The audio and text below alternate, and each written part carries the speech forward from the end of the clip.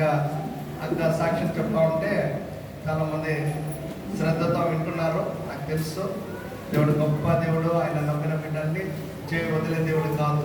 హల్లెలూయా. తాయమ్మక్క నిజంగా తన జీవితంలో పిల్లల కొరకు ముని మనవాళ్ళని చూసింది. ఈరోజు అక్క ఎంత ఆశీర్వాదం అంటే నిజంగా దేవుని యొక్క వాక్యం ప్రకారము ఈ ముని మనవాళ్ళు పిల్లల వాళ్ళ సంతానం చూస్తామని చెప్పిన రీతిగా అక్క చూసే కృపను దేవుడు అనుగ్రహించాడు. ఆమెకు ప్రియ బాధ ఏమంటే అన్ని విషయంలో దేవుడు ఆశ్రయిస్తున్నారు. అయితే బిడ్డలు సరిగ్గా దేవుని సన్నిధానికి రావాలనేది ఆమె బాధ. సరే ఒక రోజులకు వస్తారని పాపం అక్క 11 గంటలకి షార్ప్ అన్నారు. అయితే మరిపోతే అలా ఇంకొక అర్ధ గంటలో ఫోన్ చేశాను. సరే మొత్తానికి నేను 12-10 గంట వెళ్ళామన్నమాట.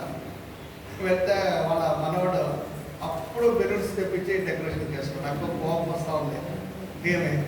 నేను ఆ డెకరేషన్ వదిలేమ్మా, ఎందుకంటే వింటడం లేదు, మొత్తానికి ఇచ్చేస్తారు. అయితే బయట ప్రజలు ఎక్కువ ఉన్నారు. నాకు అది ఇప్పుడు ప్రజలు ఉండే దగ్గర వాక్యం చెప్పి ఏమన్నా చేస్తే బాగుంటుంది. లోపల 4-5 డెకరేషన్ చూసుకొని ఆ పిల్లవాడికి అయినందుకు బయటే ఉంచి తర్వాత లోపల పోయి ప్రేయర్ చేస్తామన్నాము. బయటనే ఉండి వాక్యం చెప్పి ఆ అబ్బాయికి పేరు పెట్టి ముందుకు లోపల వెళ్ళాము. నిజంగా మరి మంచి పేర్లేమో సెలక్షన్ బాగా చేస్తారు. నేను అదే అనేది సమర్పణ కుమారని పెట్టిన వెరీ గుడ్. ఇచ్చిన బిడ్డను సమర్పించుకోవాలా అట్లా దేవుడి కొరకు అదే అనేది. ఆ రీతిగా వాళ్ళు సమర్పించుకొని దేవుడు ఆ బిడ్డను కూడా సమర్పించిన రీతిగా దేవుడికి ఇస్తే దేవుడు ఆశ్రయిస్తాడు. హల్లెలూయా. పేర్లు మాత్రం చాలా బాగుంటాయి కానీ శాంతమ్మ ఇంట్లో శాంతి ఉండదు. అట్లా కాకుండా నిజమైన శాంతి కలిగి జీవిస్తాం. అది దేవుడికి కావాల్సింది. వాక్యం సారంగా జీవించే బిడ్డలు మనకు కావాలా. హల్లెలూయా. ఓకే, వాక్యానికి వెళ్తాం. మనం అందరూ కలుసుకొని దానికి వాక్యాన్ని కొరకు మనం సిద్ధపరచుకుంటాం. Thank you Jesus. స్తోత్రం యేసయ్యా. Father thank you Lord. Thank you Jesus. Praise you master. Gracious heavenly loving Father, ప్రీతిలో పరలోకమైన కృపాభరితులైన తండ్రి, thank you praise you for your presence in our midst. స్వామిని మొదలు అద్భుతమైన సన్నిధానక్కాಗಿ స్తోత్ర సరస్వతి. Lord thank you for every testimony of God. దేవా ప్రతి సాక్ష్యం వందనే. Lord, we are proving yourself, we are a prayer answering God. ಸ್ವಾಮಿ ಪ್ರಾರ್ಥನೆ ಉತ್ತರಿಸುವ ದೇವರು ಎಂಬುದಾಗಿ ದಿನ ನೀವು ಕರೆದು ತೋರ್ಪಡಿಸ್ತಾ ಇದೆ. Many times we fail, but we will never fail in our life, God. ನಾವು ಅನೇಕ ಸಾರಿ ವಿಫಲರಾಗಿದ್ದಾಗ ಕೂಡ ನೀನು ಎಂದಿಗೂ ವಿಫಲನಾಗಲಿಲ್ಲ. Thank you for your faithfulness and your grace upon us, God. ನಮ್ಮ ಮೇಲಿರುವ ಅಪಾರವಾದ ಕೃಪೆ ನಂಬಿಕಸ್ತಿಗಾಗಿ ಸ್ತೋತ್ರ. Thank you for every testimony of God. ಪ್ರತಿ ಸಾಕ್ಷಿಗಳಿಗೆ ಸ್ತೋತ್ರ ಸ್ವಾಮಿ. Bless each one of us tonight, God. ರಾತ್ರಿ ಪ್ರತಿಯೊಬ್ಬರನ್ನು ಆಶೀರ್ವದಿಸು. Lord, as we are going to hear the word of God, ಸ್ವಾಮಿ ವಾಕ್ಯ ಕೇಳಿಸಿಕೊಳ್ತಿರ್ಬೇಕಾದ್ರೆ Lord, give us the ears of hearing and the heart of understanding. ಕೇಳ್ತಕ್ಕಂಥ ಗ್ರಹಿಸ್ತಕ್ಕಂಥ ಹೃದಯದ ಮೇಲೆ ಕೊಡಿಸ್ಕೊಂಡು not only the hearers but also doers of your word of God. ಬರೀ ಕೇಳೋರು ಮಾತ್ರವಾಗಿ ವಾಕ್ಯದ ಪ್ರಕಾರ ನಡೆಯುವರಾಗಿ ನಾವು ಮಾಡೋದು. Father, you only speak to us. ನಮಗೆ ನೀನು ಮಾತ್ರ Your word is a powerful weapon against the devil work of God.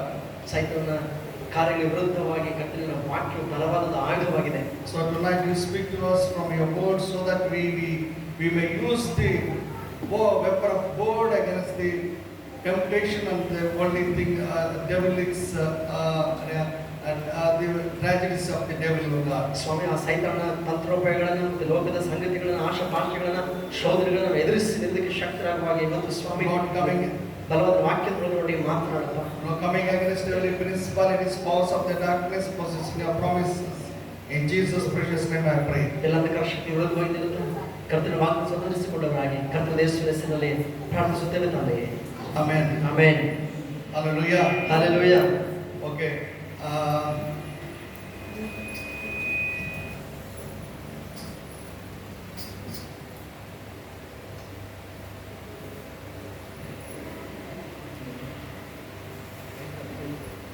Okay. Hallelujah. Hallelujah. Today I want to talk from the book of Ruth. ಇಂದಿನ ಋತುಗಳ ಗ್ರಂಥದಿಂದ ನಮಗೆ ಮಾತನಾಡ್ತಾ ಇದ್ದೇನೆ. So why I taken the book of Ruth? ಯಾಕೆ ನಾನು ಋತುಗಳ ಗ್ರಂಥ ತೆಗೆದುಕೊಂಡಿದ್ದೇನೆ? See, God is having a plan in each one of our life. ನೋಡಿ, ನಮ್ಮ ಪ್ರತಿಯೊಬ್ಬರ ಜೀವನದಲ್ಲಿ ಕೂಡ ದೇವರಿಗೆ ತನ್ನದಾದಂತಹ ಒಂದು ಯೋಜನೆ ಇದೆ. So many times we don't know how that plan will be fulfilled. ನಾನು ಅನೇಕ ಸಾರಿ ಆ ಯೋಜನೆ ಯಾವ ರೀತಿಯಲ್ಲಿ ಪೂರೈಸಲ್ಪಡ್ತದೆ ಎಂಬುದು ನಮಗೆ ಗೊತ್ತಿರಲ್ಲ. So here through the life of Ruth we can learn certain things how God made that plan to be accomplished. ಮತ್ತೆ ಇಲ್ಲಿ ರೂಪ ಗ್ರಂಥದ ಮೂಲಕ ನಾವು ತಿಳ್ಕೊಳ್ಳೋದಾಗಿದ್ದರೆ ಯಾವ ರೀತಿಯಲ್ಲಿ ದೇವರು ಆತನ ಯೋಚನೆಯನ್ನ ಆತನು ಪೂರೈಸುವ So ಆತನಾಗಿದ್ದಾನೆ. in each one of our life there is a plan for God. ನೋಡಿ, ನಮ್ಮಲ್ಲಿ ಪ್ರತಿಯೊಬ್ಬರ ಜೀವಿತ ದೃಷ್ಟಿಯಲ್ಲಿ ದೇವರಿಗೆ ತನ್ನದೇ ಆದಂತ ಒಂದು ಯೋಜನೆ ಇದೆ. But before fulfilling of that plan, there is some conditions what we had to do in our life. ಆದರೆ ಆ ಯೋಜನೆ ದೇವರ ಜೀವಿತದಲ್ಲಿ ನೆರವೇರಿಸುವ ಮುಂಚೆ ನಾವು ಮಾಡಬೇಕಾಗಿರ್ತಕ್ಕಂಥ ಅನುಸರಿಸಬೇಕಾಗಿರ್ತಕ್ಕಂಥ ಕೆಲವೊಂದು ಷರತ್ತುಗಳು, ನಿಬಂಧನೆಗಳಿವೆ. When we fulfill that thing, automatically the God's plan will be fulfilled. ಯಾವಾಗಂದ್ರೆ ನಾವು ಆ ಒಂದು ನಿಬಂಧನೆಗಳ ಪ್ರಕಾರ ನಡ್ಕೊಳ್ತೀವೋ ಖಚಿತವಾಗಿ ಅದು ದೇವರ ಯೋಜನೆ, ಅದರ ಉದ್ದೇಶ, ಸಂಕಲ್ಪ ನಮ್ಮ ಜೀವಿತದಲ್ಲಿ ನೆರವೇರ್ತದೆ. So we all, I believe that every one of us we know the story of Ruth. ಅದನ್ನ ನಾನು ನಂಬ್ತೇನೆ, ನಮ್ಮಲ್ಲೆಲ್ಲರಿಗೂ ಪ್ರತಿಯೊಬ್ಬರಿಗೂ ಕೂಡ ರೂತಳ ಒಂದು ಕತೆ ಗೊತ್ತಿದೆ. So who is the Ruth's mother-in-law? ಹೇಳ್ರಿ, ರೂತಳ ಅತ್ತೆ ಯಾರಾಗಿದ್ರು? Okay, very good. So we know that Naomi and Elimelech, they are the family who went away from Bethlehem to Moab. ನಾವು ನೋಡ್ತೇವೆ ರೂತಳ ಗ್ರಂಥದಲ್ಲಿ, ಮತ್ತೆ ಎಲಿಮೆಲೆಕ್ ಎನ್ನುವಂತ ಕುಟುಂಬ, ಅವರು ಅಂದ್ರೆ ರೂತಳ ಅತ್ತೆ ಕುಟುಂಬ ಮುಂಚೆ ಬೆತ್ಲೆಹೇಮ್ನಲ್ಲಿದ್ದವರು ಆಹಾರ ಹುಡುಕುತ್ತಾ ಆ ಒಂದು ಮೋವ್ ಪ್ರಾಂತ್ಯಕ್ಕೆ ಹೋಗ್ತಾರೆ. Because there was a famine in Bethlehem. ಯಾಕಂದ್ರೆ ಬೆತ್ಲೆಹೇಮ್ನಲ್ಲಿ ಬರ ಬಂದಿತ್ತು. They went in search of food. ಆಹಾರವನ್ನು ಹುಡುಕುತ್ತಾ ಅವ್ರು ಹೋಗ್ತಾರೆ. So because of that, in order to feed themselves, they went to Moab. ತಮ್ಮನ್ನ ಪೋಷಿಸ್ಕೊಳ್ಬೇಕಲ್ಲ, ಬದುಕಲಿಕ್ಕೋಸ್ಕರ ಅವರು ಮೋವ್ ಪ್ರಾಂತ್ಯಕ್ಕೆ ಹೊರಟೋದ್ರು. They were fully disappointed there. ಅಲ್ಲಿ ಹೋದ್ಮೇಲೆ ಅವರಿಗೆಲ್ಲ ಎದುರಾಗಿದ್ದು ಬರೇ ನಿರಾಶೆ. Naomi lost his husband. Navami ತನ್ನ ಗಂಡನ ಕಳ್ಕೊಳ್ತಾಳೆ. And Naomi had two sons. ಮತ್ತೆ ನವಮಿಗೆ ಇಬ್ರು ಗಂಡು ಮಕ್ಕಳು ಇರ್ತಾರೆ. And she got married to a Moabite woman. ಮತ್ತೆ ಆ ಇಬ್ರು ಗಂಡು ಮಕ್ಕಳಿಗೂ ಕೂಡ ಆ ಮೋವಾಬ್ ಸ್ತ್ರೀಯರನ್ನೇ ಸೊಸೆಯರಾಗಿ ಅವ್ರು ತೆಗೆದುಕೊಳ್ತಾರೆ. Ultimately the sons also died without any children. ಮತ್ತೆ ಕೊನೆಗೆ ನೋಡ್ತೇವೆ ಮಕ್ಕಳು ಇಲ್ಲದೇನೆ ಆ ಮದುವೆ ಆದಂತ ಇಬ್ರು ಗಂಡು ಮಕ್ಕಳು ಕೂಡ ಸತ್ತು ಹೋಗ್ತಾರೆ. And ultimately we see that Naomi and her two daughters were left over. ಮತ್ತೆ ನೋಡ್ತೇವೆ ಕೊನೆಗೆ ಆ ಒಂದು ನವಮಿ ಮತ್ತೆ ಇಬ್ಬರು ಸೊಸೆಯರು ಮಾತ್ರ ಉಳ್ಕೊಳ್ತಾರೆ ಕುಟುಂಬದಲ್ಲಿ. Probably by that time she heard that there is God has visited Israel and Bethlehem has been blessed. ಹೀಗಿರುವಾಗ ನವಮಿಗೆ ಒಂದು ದಿನ ಒಂದು ವಾರ್ತೆ ಬರುತ್ತೆ, ಏನಂತಂದ್ರೆ ಗೊತ್ತಾಗುತ್ತೆ. ಸೊ ದೇವರು ತನ್ನ ಜನರ ಇಸ್ರಾಯೇಲರನ್ನು ದರ್ಶಿಸಿದ್ದಾರೆ, ಈಗ ಬೆತ್ಲೆಹೇಮ್ನಲ್ಲಿ ಆಹಾರ ಸಿಗ್ತಾ ಇದೆ ಅನ್ನುವಂತ ಸುದ್ದಿ ನವಮಿಗೆ ಗೊತ್ತಾಗುತ್ತೆ. So then she decided to go back to Bethlehem. ಹಾಗೆ ನವಮಿ ಮತ್ತೆ ತಿರುಗಿ ಬೆತ್ಲೆಹೇಮಿಗೆ ಸ್ವಂತ ಊರಿಗೆ ಹೋಗ್ಬೇಕೆಂಬುದಾಗಿ ನಿರ್ಧಾರ ಮಾಡ್ತಾಳೆ. In the Bible, the meaning of Bethlehem means the bread of house of bread. ನಾವು ಬೈಬಲ್ ನೋಡುವಾಗ ಬೆತ್ಲೆಹೇಮ್ ಅಂತಂದ್ರೆ ರೊಟ್ಟಿಯ ಮನೆ ಅಥವಾ ಆಹಾರದ ಮನೆ ಎಂಬುದಾಗಿ ಅರ್ಥ. So they left the house of bread and went to a place which is not having what you call only there is a bread during that time. ಅಂದ್ರೆ ಅರ್ಥ, ಅವರು ರೊಟ್ಟಿಯ ಮನೆಯಾಗಿದ್ದಂತ ಆ ಒಂದು ಪ್ರಾಂತವನ್ನು ಬಿಟ್ಟು ಮತ್ತೆ ಲೌಕಿಕವಾಗಿರ್ತಕ್ಕಂಥ ಆಹಾರ ಹುಡುಕ್ತಾ ಆ ಮೋವ್ ಪ್ರಾಂತಕ್ಕೆ ಹೊರಟು ಹೋಗಿದ್ರು. They were not depending upon God who will feed them, but they were depending upon their own they have their own kind of understanding, thinking that only way of thinking will help us. ನೋಡ್ರಿ, ಆ ಸಮಯದಲ್ಲಿ ಅವರು ದೇವರ ಮೇಲೆ ಸಂಪೂರ್ಣವಾಗಿ ಹಾತ್ಕೊಳ್ಳದೆ ಅವ್ರು ಏನ್ ಮಾಡಿದ್ರು ಅಂತಂದ್ರೆ ಲೋಕ ರೀತಿಯ ಆಲೋಚನೆಯನ್ನು ಮಾಡಿಕೊಂಡು ಲೋಕ ರೀತಿಯ ದಾರಿ ಹಿಡಿದು ಅವರು ಹೊರಟು ಹೋದ್ರು. Many times so we will also do the same mistake. ನೋಡಿ, ಅನೇಕ ಸಾರಿ ನಾವು ಕೂಡ ಇದೇ ರೀತಿಯ ತಪ್ಪುಗಳನ್ನ ಮಾಡ್ತೇವೆ. Easy way of escaping, easy way of earning. ಅಂದ್ರೆ ಬಹಳ ಸುಲಭವಾದ ರೀತಿಯಲ್ಲಿ ಗಳಿಸಲಿಕ್ಕಾಗಿ ಸುಲಭವಾಗಿ ತಪ್ಪಿಸ್ಕೊಂಡು ಹೋಗೋದು. But we don't depend upon God to wait for some time so that God wanted to bless us in a wonderful way. ಆದ್ರೆ ದೇವರು ನಮ್ಮನ್ನ ಅದ್ಭುತವಾದ ರೀತಿಯಲ್ಲಿ ಆತನ ಆಶೀರ್ವಾದ ಮಾಡಬೇಕೆಂಬುದಾಗಿ ನೋಡ್ತಿರ್ಬೇಕಾದ್ರೆ ನಾವು ಆತನ ಆಶೀರ್ವಾದ ಮಾಡುವ ಸಮಯಕ್ಕೋಸ್ಕರ ನಾವು ಕಾದಿರ್ಬೇಕಾಗಿದೆ. But ultimately we see that Naomi took a good decision of coming back to her native place. ಅದರ ಕೊನೆಗೆ ನವಮಿ ತನ್ನೆಲ್ಲ ಪರಿಸ್ಥಿತಿಗಳ ನಂತರ ಆಕೆ ಒಂದು ಒಳ್ಳೆ ನಿರ್ಧಾರ ಮಾಡಿದ್ದು ಏನಂದ್ರೆ ತಿರುಗಿ ತನ್ನ ಸ್ವಂತ ಊರಿಗೆ ಬರಬೇಕೆಂಬುದಾಗಿ. Now she doesn't have anything in her hand. ಆದ್ರೆ ಈಗ ತನ್ನ ಕೈಯಲ್ಲಿ ಏನೂ ಇಲ್ಲ. Even husband is not there, children are not there. ತನ್ನ ಗಂಡನಿಲ್ಲ, ಮತ್ತೆ ಇಬ್ರು ಗಂಡ್ಮಕ್ಳು ಇಲ್ಲ. Now she is going back to her place thinking that my God will take care about me. ಮತ್ತೆ ಈಗ ನನ್ನ ದೇವರು ನನ್ನ ಕುರಿತು ಅದು ನೋಡ್ಕೊಳ್ತೇನೆ ಅಂತ ನಂಬಿಕೆ ಭರವಸೆಯಿಂದ ಹಿಂತಿರುಗಿ ತನ್ನ ಸ್ವಂತ ಊರಿಗೆ ಬರ್ಲಿಕ್ಕೆ ನಿರ್ಧಾರ ಮಾಡ್ತಾಳೆ. At last she realized that I don't have any other hope except going back to my place and my God. So ಆಕೆ ಕೊನೆಗೆ ಈ ವಿಷಯ ಆದ್ರೂ ಆಕೆ ಅರ್ಥಕೊಂಡು ಏನಂತಂದ್ರೆ ನಾನು ಹಿಂತಿರುಗಿ ನನ್ನ ದೇವರ ಬೆಳೆಗೆ ಮತ್ತೆ ನನ್ನ ದೇವರ ಪಟ್ಟಣಕ್ಕೆ ಸ್ವಂತ ಊರಿಗೆ ಹೋಗದ ಹೊರತು ನನಗೆ ಯಾವ ಬೇರೆ ನಿರೀಕ್ಷೆ ಇಲ್ಲ ಅಂತ ಆಕೆಗೆ ಅರಿವಾಯಿತು. And she wanted to tell her decision that I am going back to my native place to the daughter-in-laws. ತನ್ನ ಸೊಸೆಯಂದ್ರಿಗೆ ಆಗ ನವಮಿ ನೇರವಾಗಿ ಹೇಳ್ತಾಳೆ, ತನ್ನ ನಿರ್ಧಾರವನ್ನು ಆಕೆ ಮರೆಮಾಚದೆ ಹೇಳ್ತಾಳೆ.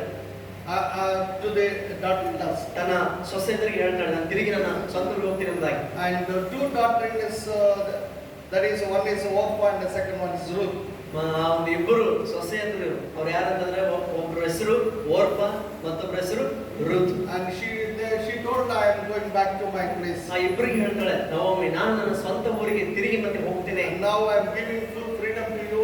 Whatever you want to do, you can do it because I don't have any other hope in my life. ಮತ್ತೆ ಇನ್ನು ಬೇರೆ ಯಾವ ನಿರೀಕ್ಷೆ ನನ್ನ ಜೀವನದಲ್ಲಿ ಇನ್ನಿಲ್ಲ, ಉಳಿದಿರೋದು ಒಂದೇ ನಿರೀಕ್ಷೆ ತಿರುಗಿ ಹೋಗ್ಬೇಕಂತ ಇರೋದು. ಹೀಗಿರುವಾಗ ನಿಮಗೆ ಸಂಪೂರ್ಣ ಸ್ವೇಚ್ಛ ಕೊಡ್ತೀನಿ, ನಿಮಗೆ ಏನು ಅನ್ಸುತ್ತೋ ಏನು ಮಾಡ್ಬೇಕನ್ಸುತ್ತೋ ಆ ರೀತಿಯಲ್ಲಿ ನೀವು ಜೀವನ ಮಾಡ್ರಿ, ನಾನು ಹೊರಡ್ಬೇಕಂತಿದ್ದೀನಿ ಅಂತ ಹೇಳಿದ್ದೆ. And Orpah, the eldest daughter-in-law, she embraced the mother-in-law and kissed her, and she wept and she left. ಆಗ ಸೊಸೆ ಯಾರು ಓರ್ಪ ಏನ್ ಮಾಡಿದ ಅಂತಂದ್ರೆ ಆ ಅತ್ತೆನ ಗಟ್ಟಿಗೆ ಅಪ್ಕೊಂಡು ಮುದ್ದಿಟ್ಟು ಸ್ವಲ್ಪ ಹತ್ತು ತನ್ನ ಸ್ವಂತ ದಾರಿ ಹಿಡಿದು ಅತ್ತೆನ ಬಿಟ್ಟು ತನ್ನ ಬಂಧುಗಳ ಬಳಿ ಹೋಗ್ಬಿಟ್ರೆ. Many times in the world, ಅನೇಕ ಸಾರಿ ಲೋಕದಲ್ಲಿ people will give a very good kiss. ಜನರು ಕೆಲವು ಸಾರಿ ಬಹಳ ಒಳ್ಳೆ ಒಂದು ಮುದ್ದು ಕೊಡ್ತಾರೆ. They will embrace and they will show a lot of love. ಅವ್ರು ಅಪ್ಕೊಂಡು ಅವ್ರಿಗಿರ್ತಕ್ಕಂಥ ಆ ಪ್ರೀತಿಯನ್ನ ಅವ್ರು ತೋರ್ಪಡಿಸ್ತಾರೆ. Like Judas love. ಆ ಪ್ರೀತಿ ಎಂತಾಗಿರ್ತದಂದ್ರೆ ಯೂದ ಇಸ್ಕರಿಯೋತ ತೋರಿಸಿದ ಪ್ರೀತಿ ಆಗಿರ್ತದೆ. Ultimately they leave and they don't turn back again. ಮತ್ತೆ ಕೊನೆಗೆ ಅವರು ಬಿಟ್ಟು ಹೋಗ್ತಾರೆ, ಹಿಂತಿರುಗಿ ಮತ್ತೆ ಅವ್ರು ನೋಡೋದಿಲ್ಲ. So God always sees us. ನೋಡಿ, ಆದ್ರೆ ದೇವರು ಯಾವಾಗಲೂ ಕೂಡ ಅದು ನಮ್ಮನ್ನು ನೋಡ್ತಾ ಇರ್ತಾನೆ. What kind of love we are showing to the other people. ನಾವು ಇತರರ ಕಡೆಗೆ ಎಂತ ರೀತಿಯ ಪ್ರೀತಿಯನ್ನ ನಾವು ನಿಜವಾಗ್ಲೂ ತೋರಿಸ್ತಾ ಇದ್ದೇವೆ. And when we come to the part of Ruth, ಮತ್ತೆ ರೂತ್ ವಿಷಯಕ್ಕೆ ಬರುದಾದ್ರೆ, Ruth told her mother-in-law, ನೋಡ್ರಿ, ರೂತಳು ತನ್ನ ಅತ್ತೆಗೆ ಹೀಗೆ ಹೇಳ್ತಾಳೆ, I will come along with you. ನಾನು ನಿನ್ನನ್ನು ಬಿಡೋದಿಲ್ಲ, ಬಿಟ್ಟು ಹೋಗಲ್ಲ, ನಾನು ನಿನ್ನ ಜೊತೆಗೆ ಬರ್ತೇನೆ. And the mother-in-law Naomi told her, ಹಾಗೆ ಅತ್ತೆ ನವಮಿ ಹೇಳ್ತಾಳೆ, if you come with me there is no hope for you. ನೋಡಮ್ಮ, ನಿನ್ನ ಜೊತೆಗೆ ಬಂದ್ರೆ ನಿನಗೆ ಯಾವ ನಿರೀಕ್ಷಣೆ ಇರಲ್ಲ, because you are a young girl. ಯಾಕಂದ್ರೆ ನೀನು ಯವನಸ್ತೆ ಇನ್ನು. If you come with me, I cannot marry and get a son and give to you again as a husband. ಮತ್ತೆ ಈಗಾಗಲೇ ನನ್ನ ವಯಸ್ಸು ಆಗಿದೆ, ನಾನು ಮತ್ತೆ ಮದುವೆ ಮಾಡಿಕೊಂಡು ಹುಟ್ಟುವ ಯಾವ ಮಗನನ್ನ ಬೆಳೆಸಿ ನಿನಗೆ ಮತ್ತೆ ಗಂಡನಾಗಿ ನಾನು ಒಪ್ಸೋಕ್ಕೂ ಆಗೋದಿಲ್ಲ. So in the Old Testament there is a custom, if the eldest son dies without if the wife has become a widow and she can marry the brother. ಹಳೆ ಒಡಂಬಡಿಕೆ ಕಾಲದಲ್ಲಿ ಒಂದು ಪದ್ಧತಿ ಇತ್ತು. ಏನಪ್ಪಾ ಅಂತಂದ್ರೆ, ಮದುವೆ ಆದ್ಮೇಲೆ ದೊಡ್ಡ ಮಗ ಮಕ್ಕಳಿಂದ ತೀರ್ಕೊಂಡಾಗ ಆ ಹೆಂಡತಿಯನ್ನ ಮನೆಯಲ್ಲಿರ್ತಕ್ಕಂಥ ತಮ್ಮ ಅಥವಾ ಮೈದನ ಕೊಟ್ಟು ಮದುವೆ ಮಾಡ್ತಾ ಇದ್ರು. But now that hope is also not there because Naomi cannot marry and get a son. ಆದ್ರೆ ಈಗ ನವಮಿ ವಿಷಯದಲ್ಲಿ ನೋಡಿದ್ರೆ ಆ ಒಂದು ನಿರೀಕ್ಷೆ ಕೂಡ ಇಲ್ಲ, ನಾವು ಮತ್ತೆ ಮದುವೆ ಮಾಡ್ಕೊಳಕ್ಕಾಗಲ್ಲ, ಮತ್ತೆ ಮಗನನ್ನು ಪಡ್ಕೊಳ್ಳೋಕ್ಕಾಗೋದಿಲ್ಲ. If Ruth and Naomi agrees also, there is no time because by the time the son grows up into it, he will become old. ಒಂದು ವೇಳೆ ಆ ರೀತಿಯಲ್ಲಿ ಸಮ್ಮತಿ ಪಟ್ಟರು ಕೂಡ ಆ ನವಮಿ ಒಂದು ವೇಳೆ ಮದುವೆ ಆಗಿ ಮತ್ತೊಂದು ಗಂಡು ಮಗನೋ ಹೆತ್ತು ಆ ಹುಡುಗ ಬೆಳೆದು ವಯಸ್ಸಿನೊಳಗೆ ಸಮಯ ಕೂಡ ಮುಗಿದೋಗ್ಬಿಟ್ಟಿರ್ತದೆ. But here Naomi is telling, you better go back to your place. ಅದಕ್ಕೋಸ್ಕರ ನವೋಮಿ ಹೇಳ್ತಾ ಇದ್ದಾಳೆ ರೂತ್ಳಿಗೆ, ಸೊ ನೀನು ಹಿಂತಿರುಗಿ ಸ್ವಜನರ ಬಳಿಗೆ ಹೋಗ್ಬಿಡೋದೇ ಒಳ್ಳೇದು ಅಂತ ಹೇಳಿದ್ರು. But Ruth takes a decision. ಆದ್ರೆ ರೂತ್ಳು ಒಂದು ಒಳ್ಳೆ ನಿರ್ಧಾರ ತೆಗೆದುಕೊಂಡು, I know there is no hope for me. ಆಕೆಗೆ ಹೇಳ್ತಾಳೆ, ಹೌದು ನನಗೆ ಗೊತ್ತು ನನಗೆ ಯಾವುದೇ ನಿರೀಕ್ಷೆ ಇಲ್ಲ ಅಂತ. There is no property or anything to me, to you also. ನಿನಗೂ ಕೂಡ ನನಗೆ ಕೊಡ್ಲಿಕ್ಕೆ ಯಾವುದೇ ಆಸ್ತಿ ಆಗ್ಲಿ ಏನೂ ಇಲ್ಲ. But I don't want to go away from you. ಆದ್ರೂ ನಾನು ನಿನ್ನ ಬಿಟ್ಟು ಹೋಗೋದಿಲ್ಲ. I will come along with you. ನಾನು ನಿನ್ನ ಜೊತೆಗೆ ಬರ್ತೇನೆ. Where you stay, I will stay. ನೀನು ಎಲ್ಲಿ ಇರ್ತೀಯೋ ನಾನು ನಿನ್ನ ಜೊತೆಗೆ ಇರ್ತೇನೆ. Your God is my God. ನಿನ್ನ ದೇವರೇ ನನ್ನ ದೇವರು. I don't have any other God except your God. ನಿನ್ನ ದೇವರು ಹೊರತು ನನಗೂ ಬೇರೆ ಯಾವ ದೇವರು ಇಲ್ಲ. That is a very good decision she took. ನೋಡಿ, ಆಕೆ ತೆಗೆದುಕೊಂಡಂತ ಒಳ್ಳೆ ನಿರ್ಧಾರ ಅದಾಗಿತ್ತು. For the worldly people, that decision would have become a foolish decision. ಈ ಲೋಕದ ಜನರಿಗೆ ಆಕೆ ತೆಗೆದುಕೊಂಡಂತ ನಿರ್ಧಾರ ಬಹುಶಃ ನೋಡ್ಲಿಕ್ಕೆ ಉಚಿತವಾಗಿ ಕಾಣಿಸಬಹುದು. People would have mocked at her decision. ಆಕೆ ತೆಗೆದುಕೊಂಡ ನಿರ್ಧಾರ ನೋಡಿ ಅವತ್ತು ಕೆಲವರು ಆಕೆನ ಅಪಹಾಸ್ಯ ಮಾಡಿರಬಹುದು. Definitely they would laugh at her, saying that she is a useless and a senseless girl. ಬಹುಶಃ ಆಕೆ ನೋಡಿ ಅಂದಿರ್ತಾರೆ ಅವತ್ತು ಕೆಲವರು, ನಿಜಕ್ಕೂ ಈಗೀಗ ಬುದ್ಧಿ ಇಲ್ಲ, ಜ್ಞಾನ ಇಲ್ಲದ ಹುಡುಗಿಯಾಗಿದ್ದಾಳೆ ಅಂತೇಳಿ. And but Ruth took a decision. ನೋಡಾದ್ರೂ ರೂತಳು ಅಲ್ಲಿ ನಿರ್ಧಾರ ತೆಗೆದುಕೊಂಡು, And she told that I will come with you, and your God is my God, and your people is my people. ಆಕೆ ಹೇಳ್ತಾಳೆ, ನೀನು ಎಲ್ಲಿ ಹೋದ್ರು ನಾನು ನಿನ್ನ ಜೊತೆಗೆ ಬರ್ತೇನೆ, ನೀನು ಎಲ್ಲಿ ವಾಸ ಮಾಡ್ತೇನೆ ಅಲ್ಲೇ ವಾಸ ಮಾಡ್ತೇನೆ, ನಿನ್ನ ಜನರು ನನ್ನ ಜನರು, ನಿನ್ನ ದೇವರೇ ನನ್ನ ದೇವರು ಎಂಬುದಾಗಿ ಹೇಳ್ತಾಳೆ. According to the Israel's custom, ಮತ್ತೆ ಇಸ್ರಾಯೇಲರ ಒಂದು ಪದ್ಧತಿ ಪ್ರಕಾರ Moabites are not allowed to enter into the premises of the Israelis. ಈ ಮೋವಾಬ್ಯರಾಗಿರೋರು ಎಷ್ಟು ಮಾತ್ರಕ್ಕೂ ಕೂಡ ಇಸ್ರಾಯೇಲರ ಪಾಳೆಯದೊಳಗೆ ಅವರು ಎಷ್ಟು ಮಾತ್ರಕ್ಕೂ ಪ್ರವೇಶಿಸಕೂಡದು. Moabites have been hit, what you call the outcast people, because they have been cursed by God. ಮತ್ತೆ ಅವರು ಶಪಿಸಲ್ಪಟ್ಟಂತ ಸಂತತಿಯಾಗಿರೋ ನಿಮಿತ್ತ ಅವರು ಬಹಿಷ್ಕೃತರಾಗಿದ್ರು. But though Ruth know that I will not be treated like a daughter-in-law or an Israeli woman, but anyway I am following my mother-in-law and the father and the God of my mother-in-law. ಆಕೆಗೆ ಇದ್ದದ ಒಂದು ನಂಬಿಕೆ ಏನಂತಂದ್ರೆ, ನಾನು ನನ್ನ ಅತ್ತೆನ ಹಿಂಬಾಲಿಸ್ಕೊಂಡು ಹೋಗ್ತಿರೋದಕ್ಕೋಸ್ಕರ, ನನ್ನ ಅತ್ತೆಯ ದೇವರು ನನ್ನ ದೇವರನ್ನು ಅಂಗೀಕರಿಸೋದಕ್ಕೋಸ್ಕರ ಇಸ್ರೇಲ್ ಜನರು ನನ್ನನ್ನು ಬಹಿಷ್ಕರಿಸೋದಿಲ್ಲ ಎನ್ನುವಂತ ನಂಬಿಕೆ ಆಕೆಗಿತ್ತು. So she had one faith in God. ಆಕೆಗೆ ದೇವರಲ್ಲಿ ಒಂದು ನಂಬಿಕೆ ಇತ್ತು. Probably Naomi, because of her situation, she would have told and confessed what sin she has done, and the God whom she believed is a great and a mighty God who brought them out of Egypt in a wonderful way. ಬಹುಶಃ Naomi ರೂತಳ ಹತ್ರ ಸೊಸೆಯ ಬಳಿ ತನ್ನ ದೇವರು ಯಾರೋ ಆಕೆ ಹೇಳಿರ್ಬೇಕು, ತಾನು ಏನ್ ತಪ್ಪು ಮಾಡಿದ, ಯಾತಕ್ಕೋಸ್ಕರ ತನ್ನ ಜೀವಿತದ ಪರಿಸ್ಥಿತಿ ಎದುರಾಯಿತು, ಮತ್ತು ತಾನು ಆರಾಧಿಸುವ ನಂಬಿರೋ ದೇವರಷ್ಟು ದೊಡ್ಡವನು, ಇಸ್ರಾಯೇಲರನ್ನ ಭಯಂಕರವಾದಂತ ಐಗುಪ್ತದ ಬಂಧನದಿಂದ ಅದನ್ನು ಬಿಡಿಸಿ ಹೊರಗಡೆ ಬರಮಾಡಿದ ದೇವರನ್ನ ಸಾಕ್ಷಿ ಕೊಟ್ಟಿರ್ಬೇಕು. But now Ruth would have believed that if nobody cares me, the God whom my mother-in-law told me will take care about me. ಆ ಎಲ್ಲ ಸುದ್ದಿಯನ್ನು ಕೇಳಿದ ರೂತಳಿಗೆ ನಂಬಿಕೆ ಬಂದಿದೆ. ಏನಂದ್ರೆ, ಒಂದು ವೇಳೆ ಯಾರು ನನ್ನ ಇಳಿಸ್ಕೊಡದೆ ಹೋದ್ರು, ನನ್ನ ಅತ್ತೆ ಹೇಳಿದ ಆ ದೇವರು ಆತನು ನನ್ನನ್ನ ಕಾಪಾಡ್ತಾನೆ, ನನ್ನನ್ನ ಸೇರಿಸ್ಕೊಳ್ತಾನೆ. And she will come to Bethlehem along with the mother-in-law. ಹಾಗೆ ನಂಬಿಕೆಯಿಂದನೇ ರೂತಳು ತನ್ನ ಅತ್ತೆಯ ಜೊತೆಯಲ್ಲಿ ಬೆತ್ಲೆಹೇಮಿಗೆ ಬರ್ತಾಳೆ. And we see that she was in that Bethlehem. ಆಗ ನೋಡ್ತೇನೆ ಆಕೆ ಬೆತ್ಲೆಹೇಮಲ್ಲಿ ಬಂದು ಅತ್ತೆಯೊಂದಿಗೆ ವಾಸಿಸ್ತಾಳೆ. And we see that in the second chapter, first 2 verse. ಎರಡನೇ ಅಧ್ಯಾಯದ ಮೊದಲು 2 ವಚನ ನೋಡಿದಾಗ, Naomi had a kinsman of her husband's, a mighty man of wealth of the family of Elimelech, and his name was Boaz. And Ruth the Moabitess said unto Naomi, let me now go to the field and glean ears of corn after him, in whose sight I shall find grace. And he said unto her, go my daughter. ನವೋಮಿಯ ಗಂಡನಾದ ಎಲೀಮೆಲೆಕನ ಗೋತ್ರದಲ್ಲಿ ಬೋವಾಸನೆಂಬ ಒಬ್ಬ ಧನವಂತನಾದ ಸಂಬಂಧಿ ಇದ್ದನು. ಮೋವಾಬ್ಯಳಾದ ರೂತಳು ನವೋಮಿಗೆ, ನಾನು ಹೋಗಿ ಯಾವನು ನನಗೆ ದಯ ತೋರಿಸುವನೋ ಅವನ ಹೊಲದಲ್ಲಿ ಹಕ್ಕಲ ತೆನೆಗಳನ್ನು ಕೂಡಿಸಿಕೊಂಡು ಬರುವೆನು ಅಂದಳು. ಅದಕ್ಕವಳು, ನನ್ನ ಮಗಳೇ ಹೋಗು ಎನ್ನಲು ಆಕೆಯು ದೈವ ಯೋಗದಿಂದ ಎಲಿಮೆಲೆಕನ ಗೋತ್ರದವನಾದ ಬೋವಾಜನ ಸ್ವಾಸ್ಥ್ಯವಾಗಿದ್ದ ಹೊಲಕ್ಕೆ ಹೋಗಿ ಕೊಯ್ಯುವವರ ಹಿಂದಿನಿಂದ ಹಕ್ಕಲಾಯುತ್ತಾ ಇದ್ದಳು. In the olden days, ಆ ಹಳೆಯ ದಿನಗಳಲ್ಲಿ when the field, when the harvest, during the harvest time, ಸುಗ್ಗಿಯ ಸಮಯದಲ್ಲಿ when they are cutting the harvest, when they are reaping the harvest, ನೋಡಿ ಬೆಳೆದ ಸುಗ್ಗಿಯನ್ನು ಅವರು ಕೊಯ್ಯುವಾಗ and they will leave some grains like that only. ಅವರು ಆ ಹೊಲದಲ್ಲಿ ಕೆಲವು ಕಾಳುಗಳನ್ನ ಹಾಗೆ ಬಿಟ್ಬಿಡ್ತಾರೆ. There was a custom, there was a practice in that time that this is left to the people who are strangers, who don't have anything. They can come and pluck or they can glean that corn.